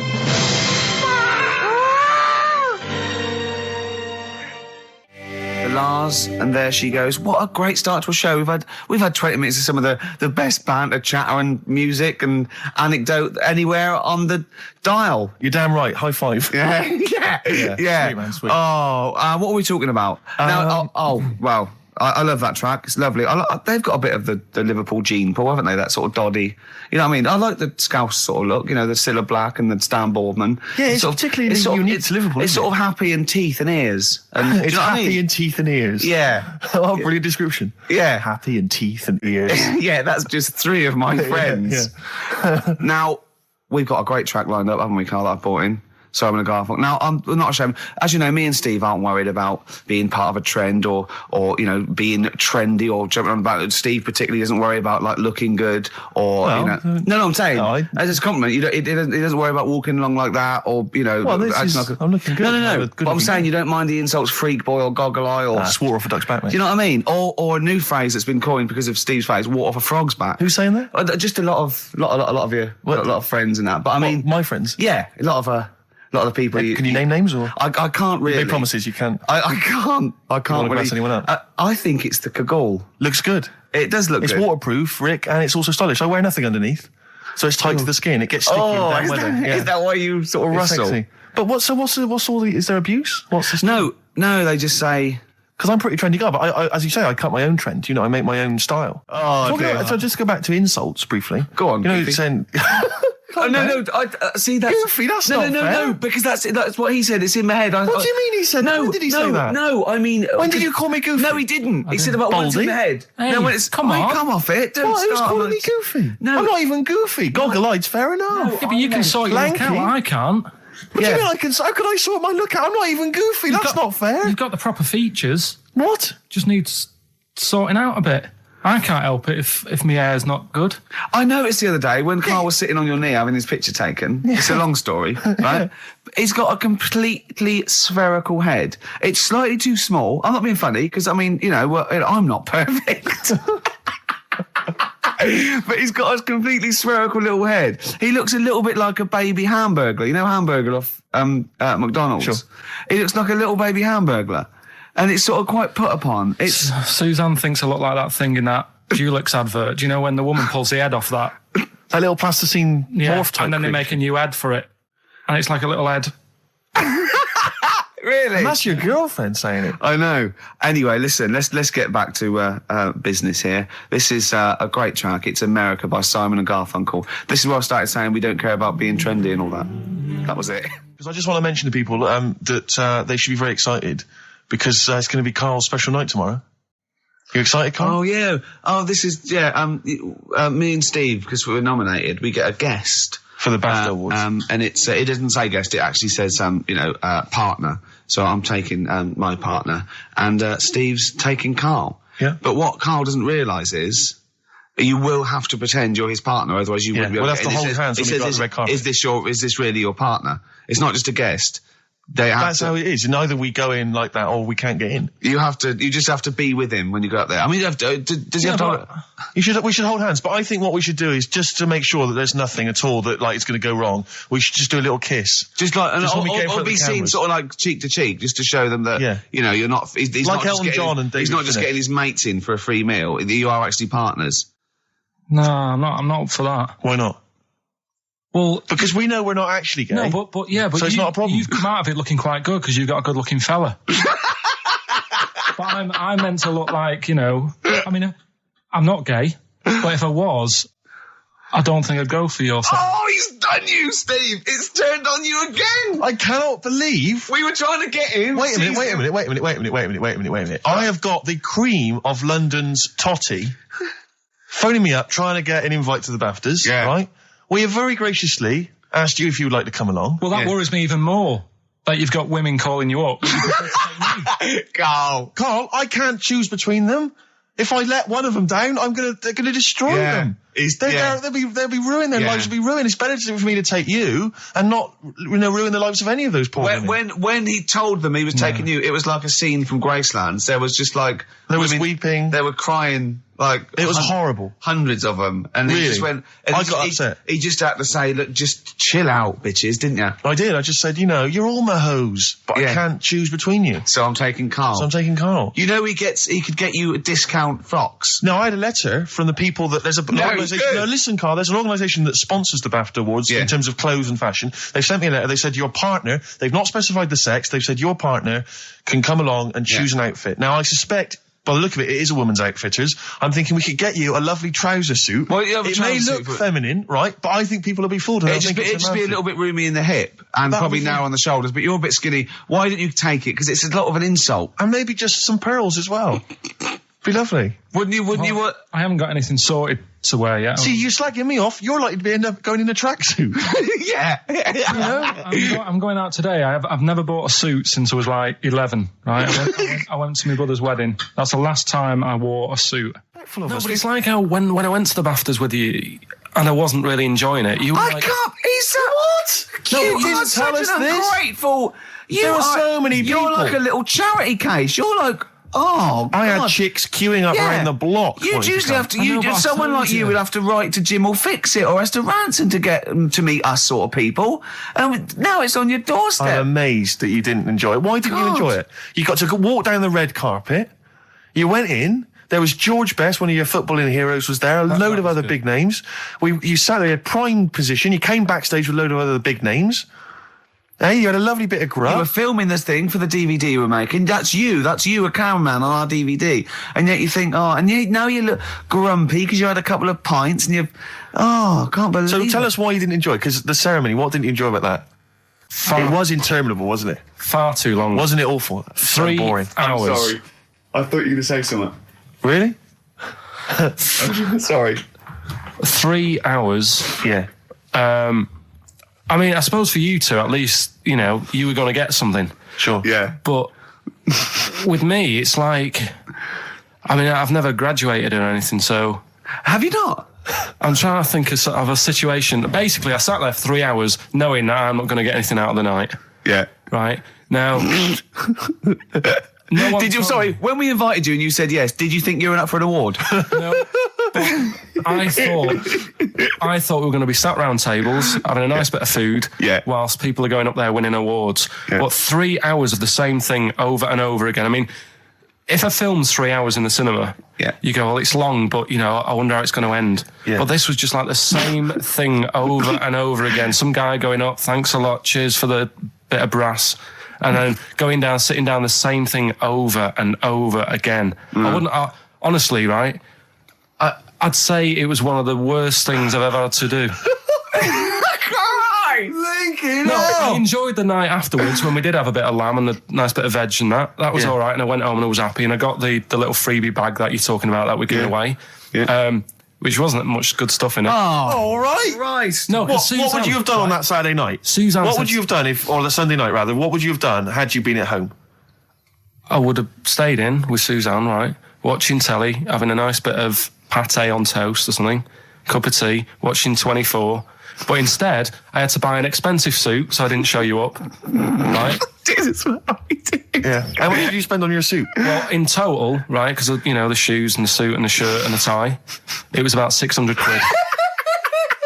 That's the most expensive evening ever. And that's what I'm saying to you. And the daft thing is, it's dark in there. I don't know why you've got to wear a nice suit. You can't wear a tracksuit, for goodness sake. It's dark in there. No, just the shirt and that. It doesn't make you a better person wearing a suit. No, doesn't make you a better person, no. We're not claiming it made you a better person. No, but that annoyed me. Yeah. I mean, it was an experience, isn't it? That's why I went, because you think, if I didn't go, if I would have said to you when you invited me, no, Steve, I don't want to go, then I would have never known, right? Yeah. And that's my sort of thing in life, right? Yeah. If something comes up, you should take it, even if you're not going to like it. It's a bit of an experience. Right. Do you know what he said to me? I phoned him up because we had to meet up. Yeah. And obviously he had to pose as my gay lover. Yeah. To get in, right? Yeah. He phoned, you said something to me like, I bought a suit, I'm looking good. He said, I'm looking good. People will think, how on earth did he end up with that good-looking guy? So he got into the role. That was what he said to me. He started getting into it. Such an insight. Play a record. I just must say that we've had an email from Daryl Foss. Lots of people have emailed in and said, well done on the BAFTAs and well done on your Room 101. They really liked that. Thank you. There's one guy, and it's Daryl says, Ricky, has your dad only got one D-Mob suit? Because I don't know if you noticed, but Ricky wears the same suit every single time he appears on TV because he spent a fortune on it getting it tailor-made. I've only got one. It's a good suit, and I he wears it know. all the time. And it's winter as well. It's like a pure wool, so I'm sweating everywhere I go. Anyway, usually it's too much cheese. I won't be buying another. Huh? I won't be buying another one. Ever. Yeah, that's it. Yeah. Suzanne told me today, right, because I've handed it in today to have the trousers turned up a bit. Why? Because it was a bit of a bodge job for the night. Yeah. Right. It was just some pins sort of holding it up the other night, but you didn't notice, and I didn't tell you because I thought you'd be getting on the stage and saying, "Look at that freak over there with his pants hemmed up." But I took it to the place to get it done. Suzanne tells me that I'm going to start shrinking now and getting to that age where you start going smaller. I know that must have been a revelation to you and a worry. Like, how small do you get? How small do you get? Oh, Right, what are we playing now? I thought we'd have a bit of Marley music. Marley music. Oh, Okay, go on. If These Old Walls Could Speak by Jimmy Webb. Might play another track off that later if we've got time. What, today? Yeah, well, maybe, or maybe next week. We've got lots to pack in. We've got things like New Order, Cure.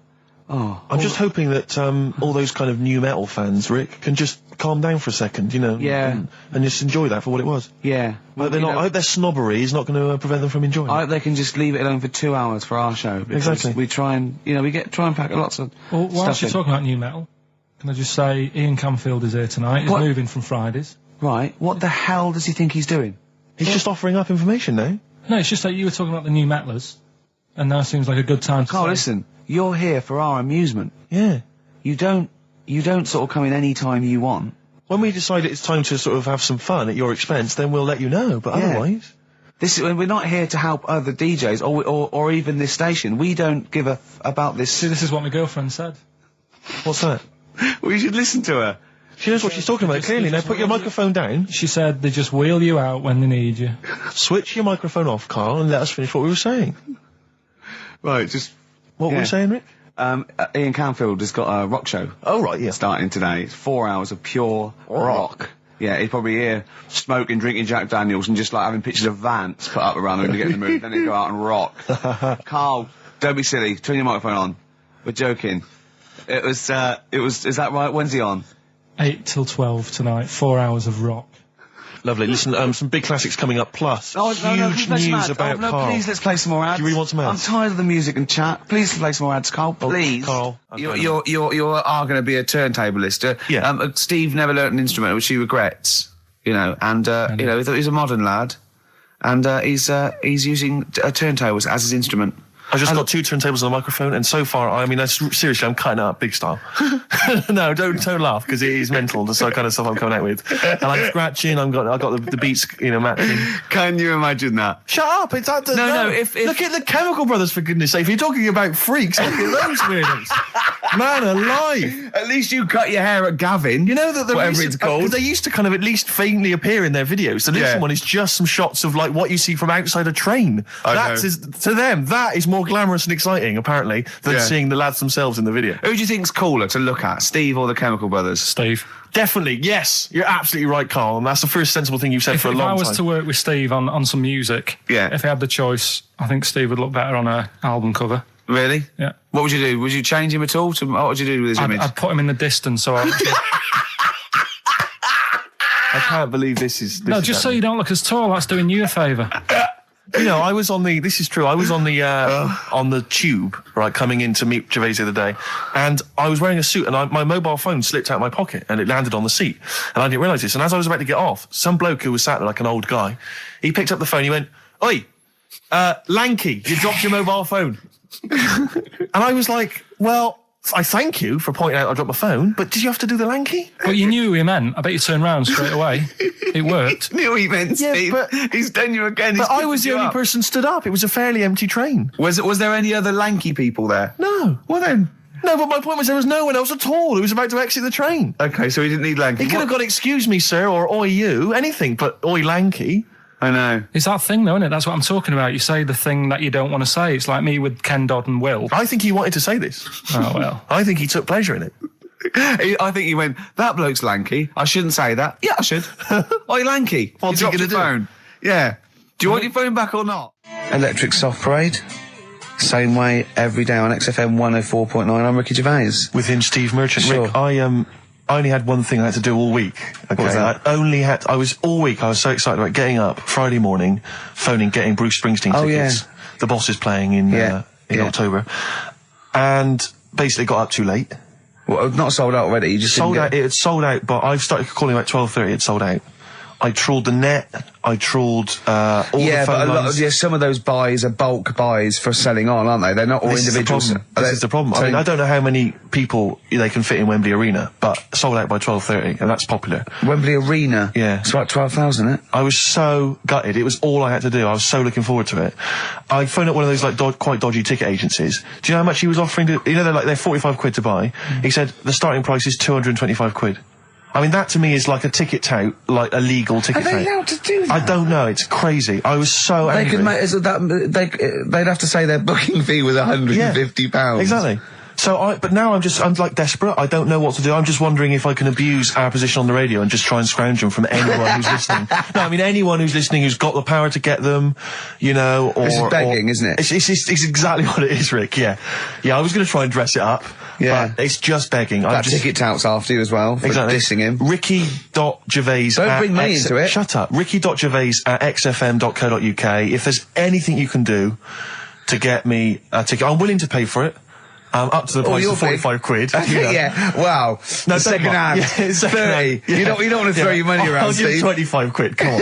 Don't you know who I am? Yeah. But that, I mean, do you know what I mean? Because I'm just, like, I asked Karl if he could sort it out. He's done nothing. He's achieved nothing. I know. So I'm just desperate. I'm in a desperate situation and I don't quite know what to do.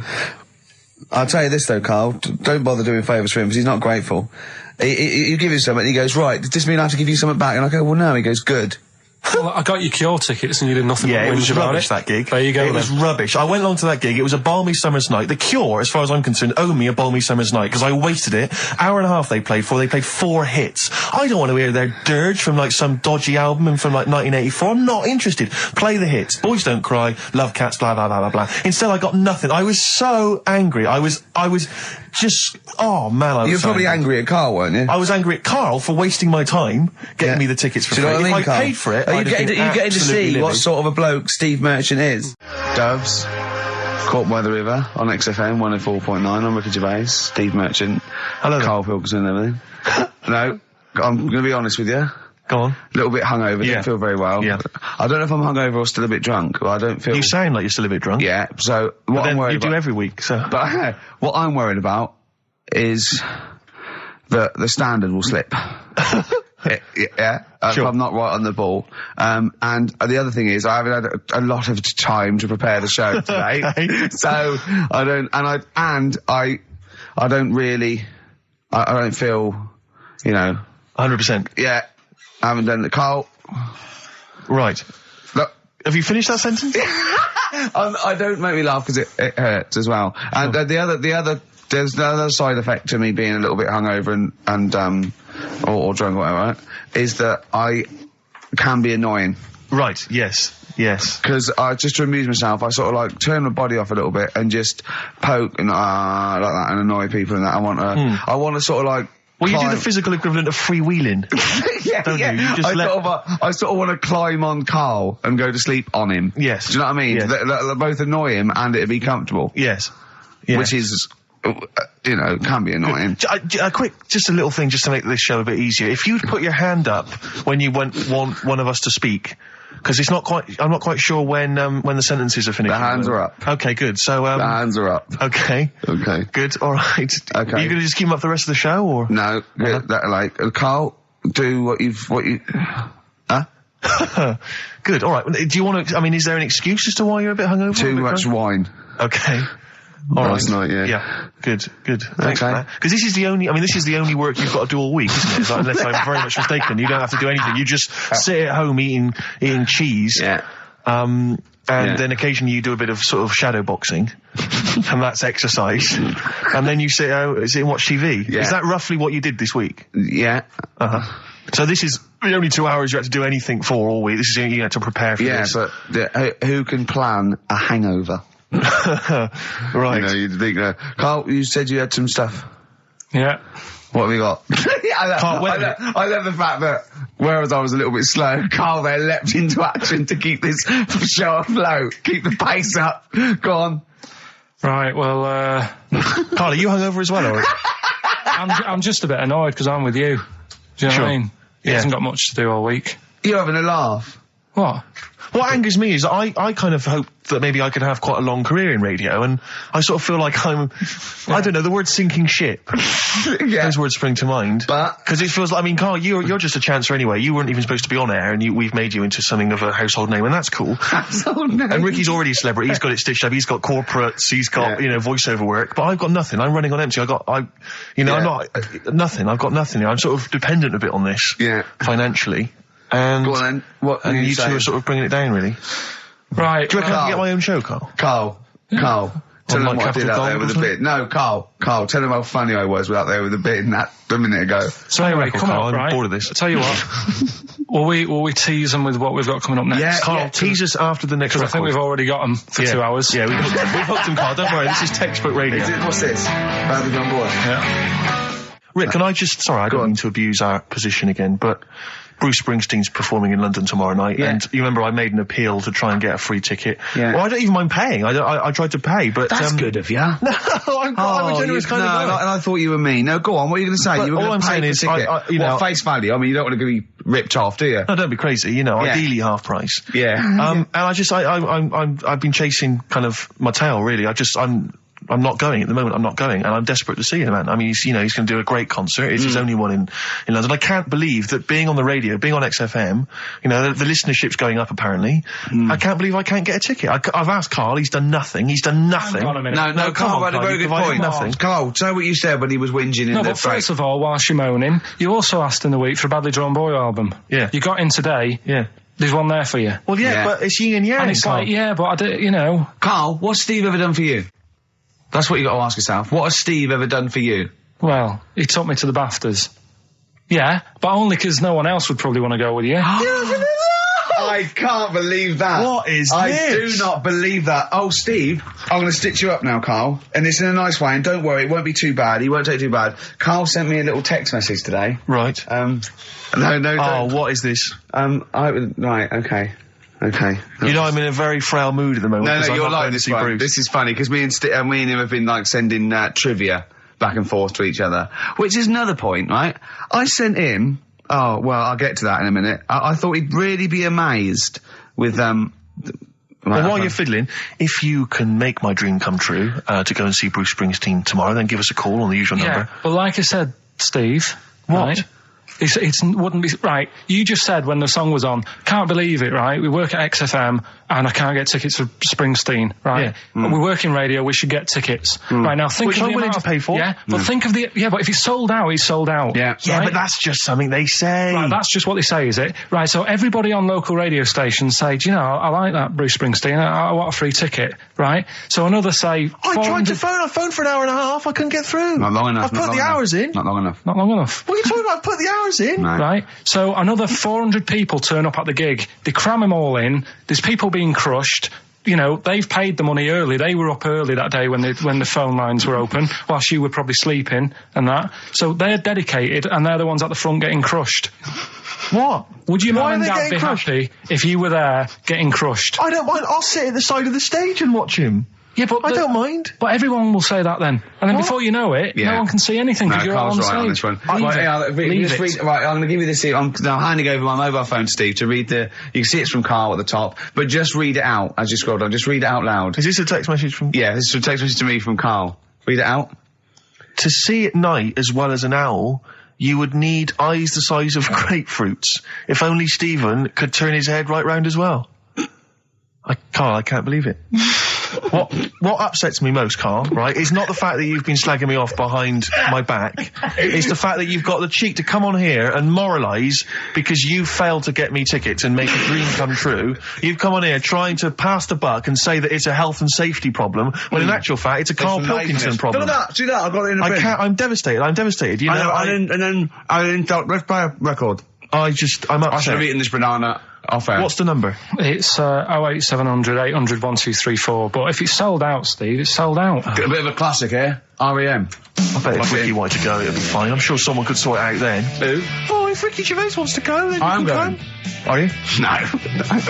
You want some tickets, then? I had a bit of good news this morning. Go on. I was on the tube coming down, and I don't want to sound arrogant, I don't want to sound pushy, but I was at Green Park, and I'm fairly certain, Rick, it's not 100% corroborated, I'm fairly certain that a woman pinched my arse. So what do you think of that? Yes. There's a lot of pickpockets around Green Park, so be careful. No, my wallet was still there. Really? But even if it wasn't, you know, that would have been money well spent. But the wallet was still there, so what do you think of them apples? Eh? So what did you just pinch off? I can't confirm it at this stage, exactly what happened, but it certainly felt like a pinch. I looked round, there was a woman behind me. Right. She was fairly old. I think she's probably in her mid-30s. Right. Kind of reddish hair. Right. I don't know if she's listening. Right. But she knows where I am. And so I don't know how to proceed, really, Rick. I don't know if it's worth putting up some posters around the Green Park area. Well, what you could just do... to try and corroborate it. Well, if you saw a woman pinch the lanky guy's arse, no, please get in touch. you could probably get in contact with British Rail and go back over their CCTV exactly, thing. CCTV cameras, yeah. And then they could probably zoom in and, you know, sort of identifying sort of birthmarks, or she might have been holding some. Then I could hire a private eye. Yeah. Again, money well spent. Well, so there you go. You know, I'm just saying maybe maybe things are looking up. Things it's getting are towards Christmas. The worm has turned. I mean, you know, it's a little sexy story to get the show going. It is but pretty what do you make sexy. of that then, Karl? What do you Because I think know of you're that, quite damning. What's your answer? Well, I mean, you're quite a tall fella. Sure.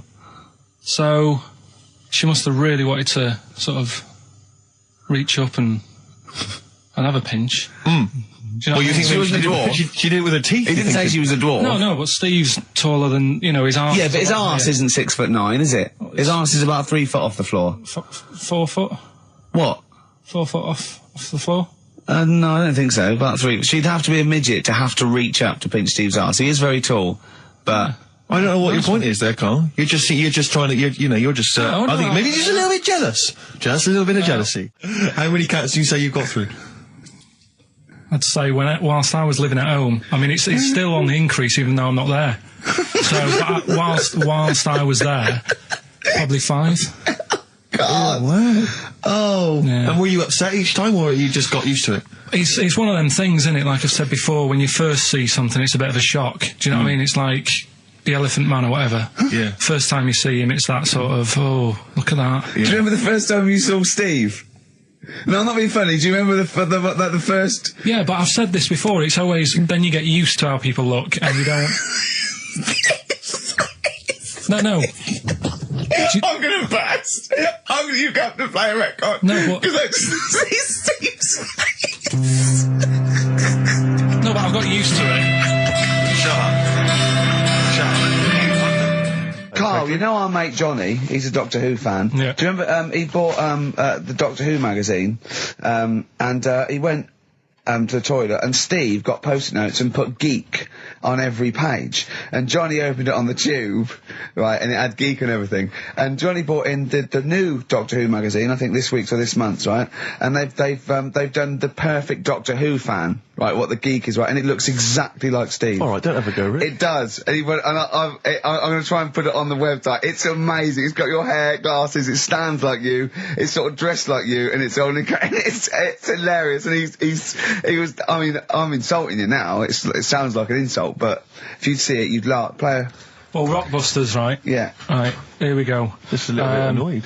Just, 3 clues. We've lost all the energy in this show, haven't we? Well, I can't get over that insult. I'm just a little... No, Three. we did though. It just came out, no, I can be honest with you, things, Rick, 3 it came out clues. left field. I wasn't expecting an insult. No, And, but I think There was a sense of camaraderie on this. No, I'll bring Just it email in, and you'll see what I mean. ricky.gervais@xfm.co.uk. I'm just annoyed. I can't What are we listen to doing? Robert's I'm just reading out the clues. Should we put this, let's put this one in for the Sony Award. Let's put this show in for the Sony Awards. Play a song, Karl, because I need to discuss things with him. I've talked before about him Edit slagging it me down. off. Get this down to 3 minutes. It'd be a great show. Rockbusters in a minute. XFM. Lonesome Day by Bruce Springsteen from his new album The Rising on XFM 104.9. Ricky Gervais, Steve Merchant, Karl Pilkington. Woman just phoned in and said to Karl, stick up for yourself. Don't listen to that Merchant. He does my head in. He's so arrogant. I don't think I'm arrogant. I think I'm mean.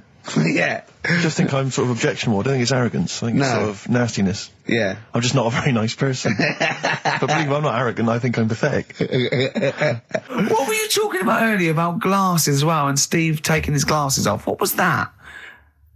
What are you saying that in front of him now for? Was it an insult? It wasn't really an insult. Karl, what were you up to? No, what was it? I genuinely don't remember. I genuinely don't remember. Right, Steve, I'm not having a go. Right? Just saying how people, it's a bit weird that you've got glasses because you've got a good pair of eyes on you. Right? That isn't an insult.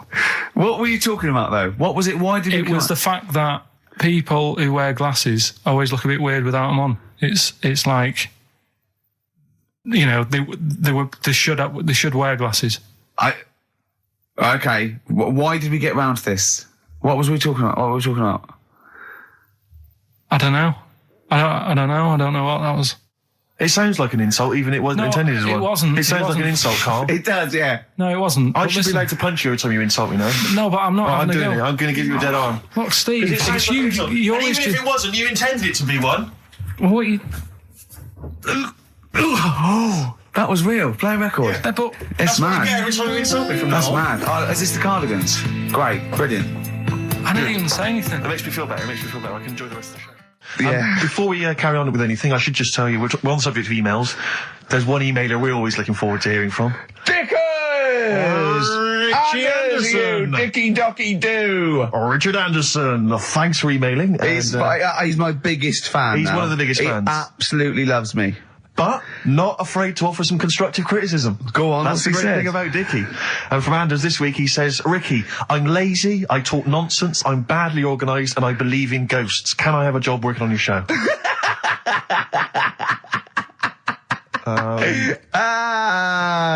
Possibly, Anders. Maybe send in a CV. Or email a CV. He's put a little bit of all of us in that, hasn't Exactly. he? Oh, I'll ask him if he's a goggle-eyed freak, Steve. All right, calm down. Well, no, I didn't mean there's no need to get insulted. No, I didn't necessarily mean you, No did need I? to get nasty. Well, I was thinking about that, actually, Steve. Oh, God. Just talking of the old... What? What? Talking of the what? No. Do you know, like... This better be good. No, you don't have that many girlfriends and that. what do you mean? Karl, why are we on this? I was defending you in the whole monkey discussion. Come on, what's your point? What's your point? What's your point? No, what's the point? What's the point? I just was thinking... If there was an infinite number of Steves? You're an odd-looking fella. Come on, Karl, get to the... No, you know cut I know to the that. quick. I've told you that Cut loads to of the quick. times. What do you mean you know I know that? Well, there's no point pretending anymore. Steve, I'm flabbergasted. But also, you don't like spending money, right? He's mean and weird looking. Valentine's Day. Are you sort of, you know... You've got to love him though, haven't you? What are you happier with? The fact that no girls like you enough, right? This is really mental. Or are you happy because you don't have to spend any money on a card for someone? A little from column A, a little from column B. Right, let's have more monkey news. What have we got? No, we've got so much to get into this show. Insults. We don't need the stupidity. insults. I think we've got enough. We don't need the Yeah, insults. there's no more insults. No more What insults. angers me with Karl is, you know, he's been planning that. No, I haven't. I was thinking about it on the way in because Valentine's Day is coming up and I'm not a big fan of it. Condoms? You bought your girlfriend a box of condoms for Christmas. I don't think you can have a go at me. To be fair. No, but I don't just treat her on Valentine's. I'm always... Do you know what I mean? You don't even treat her on Valentine's. You don't even treat her at Christmas or on her Hang birthday. on. When do you treat her? Hang on a minute. Wait a cotton picking minute there. Oh, why I order. Wait a minute. What was that? Tiffany dog. I treat your girlfriend better than you, and I've only met her twice. I took her out last night and she enjoyed herself. Where'd you go? Until she had to write the check. Where'd you go? Where'd you go? To a chippy. A really... No. Play a record! It was a chippy. No, a really quality one. Right. Oh, God! Under a fiver for two. Oh, cut nice lots. wrapping. Not newspapers, greaseproof paper. And bread. And bread. That's Feeder, Just the Way I'm Feeling, on XFM 104.9. Ricky Gervais, Steve Merchant, Claire Sturgis. Well, he's defying me. He's not calling in. We're going to give out his number and he's not calling in. That's even more annoying.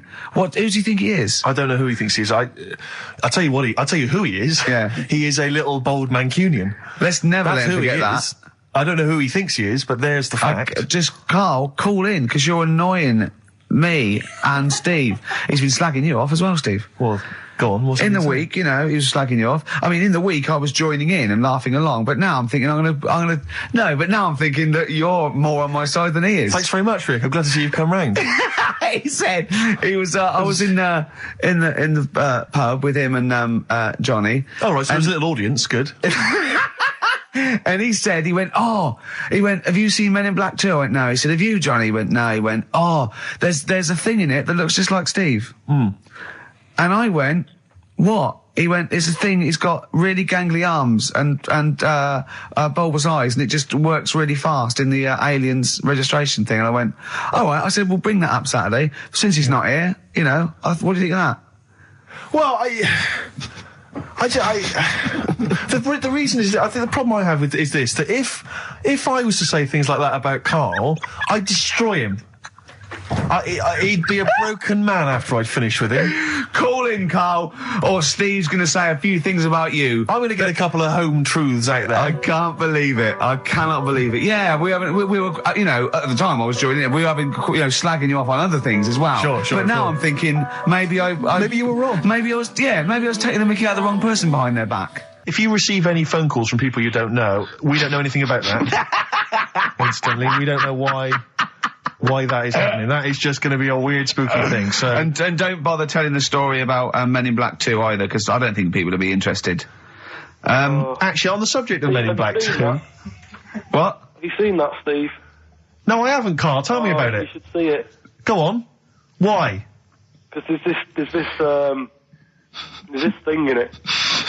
Go on. What, a stupid, bald Mancunian tosser? No, weirder than that. There isn't anything weirder than that. Big eyes, it was gangly. Keep talking.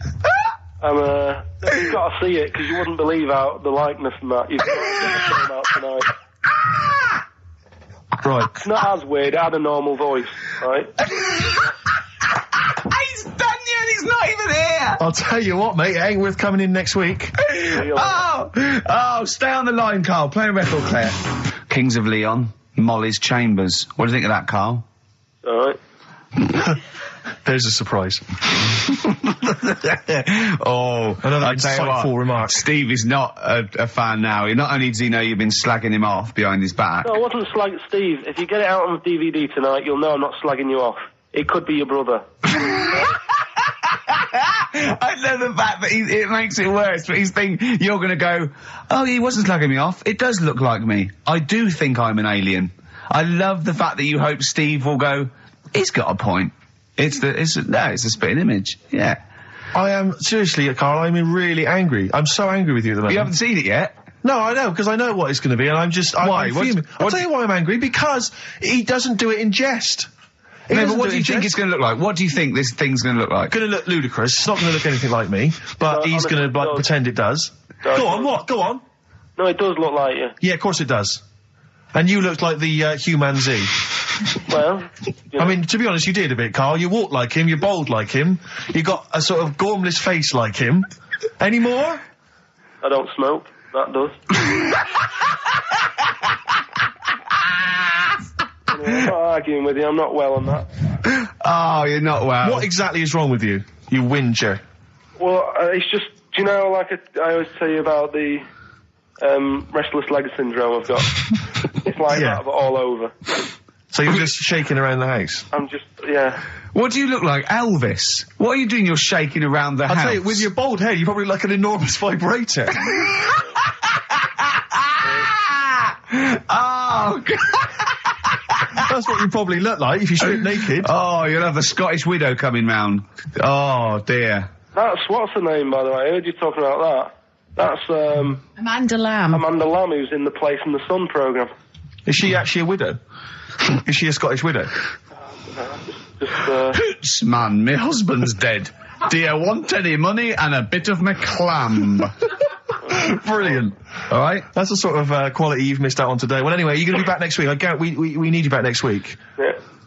Yep. Well, how do you know? Also, how did you know you were going to be ill today? Because you phoned and arranged this yesterday. Convenient. And I spoke to you yesterday and you didn't sound very ill. I felt ropey yesterday afternoon. You've got a bit of a bunged up nose. Even though I have a bit of a bunged up Even though I was nose. ill, I still sorted it out. Yeah? I'm a little bit sweaty. Even though I was Carl, ill, sorting it I out does sorted not mean out. you phone up Sturgis and send her down. That's not sorting it out. That's making things worse. Have you learnt nothing? Thanks, Claire. If you're not part of the solution, you're part of the All right, problem. mate. Yeah. My leg's a little bit achy. Oh, wearing wet jeans. Oh, I put wet jeans on again. My lasagna it was frozen. Can you hear the venom and hatred in our voices today? We genuinely are upset and angry with you. Yeah. Can't believe it. I cannot believe that Right, well, the thing is, we'll be back to normal next week, right? We've got Billy Elliot doing the film next week. Right. Any prizes? Got some good stuff. Have you got any films with Burt Reynolds in to give away on VHS? And I'll see you then. Great, we're looking forward to it already.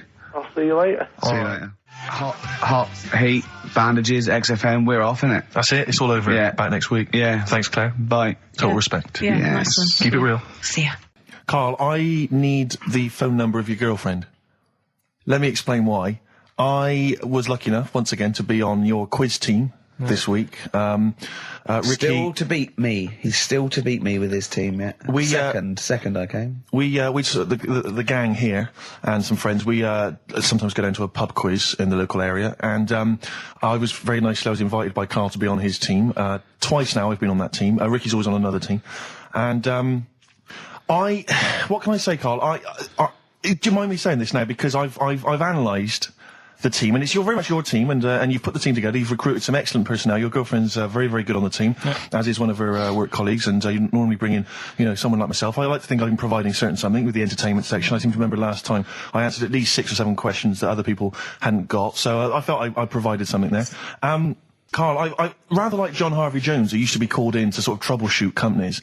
I see why you are not winning ever, and it's a rather pricey contest, isn't it? It costs a tenner to enter per person, and unless you get in the top 3, you're not going to get to see your money back. No. So I think you're going to maybe need to step down from the team, because Karl, I am not sure. You consider yourself a kind of player manager, but frankly, I'm not sure you're providing enough.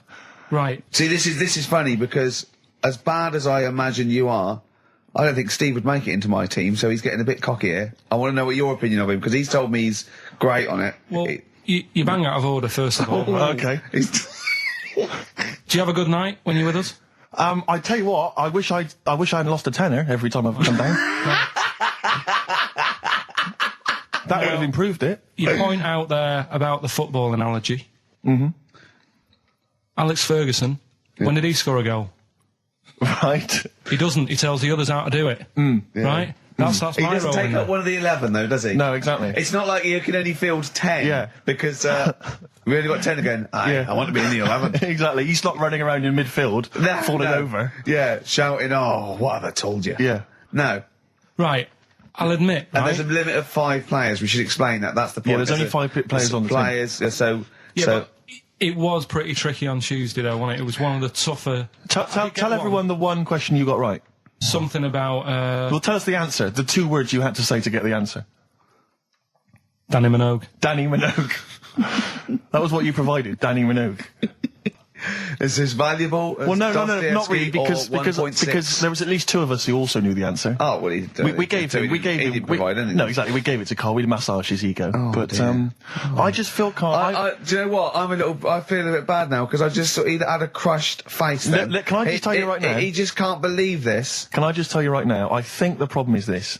I think there's that precious 5th position that is not being filled. at the moment, I think, consistently enough by a decent player, right? You've got a solid team. I'm thinking if you want to remain on the team, you are going to have to pull your finger out and find a fifth member that is going to provide, and I'll tell you where the weaknesses are. I can tell you right now, mate. The weaknesses are natural history and science. Something which Ricky Gervais is scoring on week in, week out on his team. There is a few. Now, if he was available for a transfer, we could be fine. But we've got to find someone to fill in that space. Otherwise, I'm either going to quit or you're going to have to step down. Because I don't think I can be on a team where there is these obvious deficiencies. There are visible deficiencies in the team. And, the £10. That's £10. I'm not made of money. That's once a month. I've seen him depressed for 2 hours when he lost £20 at a casino after 5 hours playing. Don't bring that back. Don't bring up that again. Yeah. That story. He doesn't like wasting money, Karl. You know that. What do you think? What's the solution? We've got to think proactively now. We've got to sort this out. See, there's always other things going on in my mind when I'm in that pub quiz. For me, it's just a little bit of fun. Sure. It's a night out. Do you know what I mean? Suzanne enjoys it. Yeah. Bit of a get-together. We have a chat beforehand. Yeah. We have a bit of fun. Yeah. But there was other things on my mind. Karl, I could do that here. I don't have to lose a tenner. Wait, what were you thinking during the quiz then when the questions were coming out? What were you thinking of? Well, what it was, right, just before the quiz started, I had to go to the toilet, right? Because the rule is, right, people who don't go to it, once it starts, phone's off, no more toilet. They take it dead serious, don't they, right? Yeah. So, I went to the toilet. Now, I'm not being out of order here, it just got me thinking, right? I went to the toilet. The gay fella in there, right? There was a gay fella in there. Gay fella in the toilet. Now, how could you tell? How did you know? Just typical, everything about it, right? Everything about it, right, yeah. Oh. What, large handlebar moustache, leather cap. Butt plugs, amyl nitrate. Could I just say that these views do not reflect the views of the management of XFM or me and Steve. Or most of the people in this country. Go on, Karl. What's your problem? Yeah, but this is what I'm worried about, really. But this is why I only got Danny Minogue right. Right? Because this was floating around my mind. Went to the toilet. Big gay icon, now, isn't she? Go into the toilet. They have like men's cubicle and they have women's cubicle. Yeah.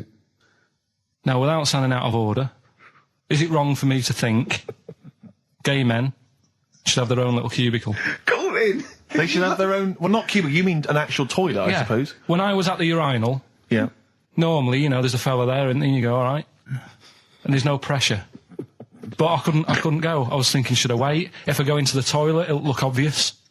Yeah. I had loads of pressure, and but this was going on. What were you worried about? I'm so sorry. What were you concerned about? Viewers? I'm so sorry. Well, it's like, right, listen, when I was a kid, right, and it's all right for you to go into women's toilets when you're a kid. It's like, oh, it's a bit cute, right? As long as you're not, like, over 15 or something, right? Right. But when I was a kid, I went into a toilet, and women, when they use their little cubicles, they don't shut the door. Some of them just sit down on the toilet, right? And you see everything. And, no, seriously, that's probably one of the first times I saw, like, a woman. Yeah. That, right? And my Auntie Nora when she was staying over. What happened with your Auntie Nora? She was, she's into wearing caftans. Into wearing what? Caftans. Oh, yeah. What are caftans? Big, bellowy sort of dresses. Right. And, I used to sit on the floor at home in front of the telly. Sure. She was on the chair behind. Yeah. She did a bit of a sort of a Sharon Stone scene. Oh, God. Yeah. Did you see it? There was no underwear? No. What age were you? What was it like? What age were you? It was like a ripped tennis ball. What? Right, we're off air. Either that or put us in for the Stoners.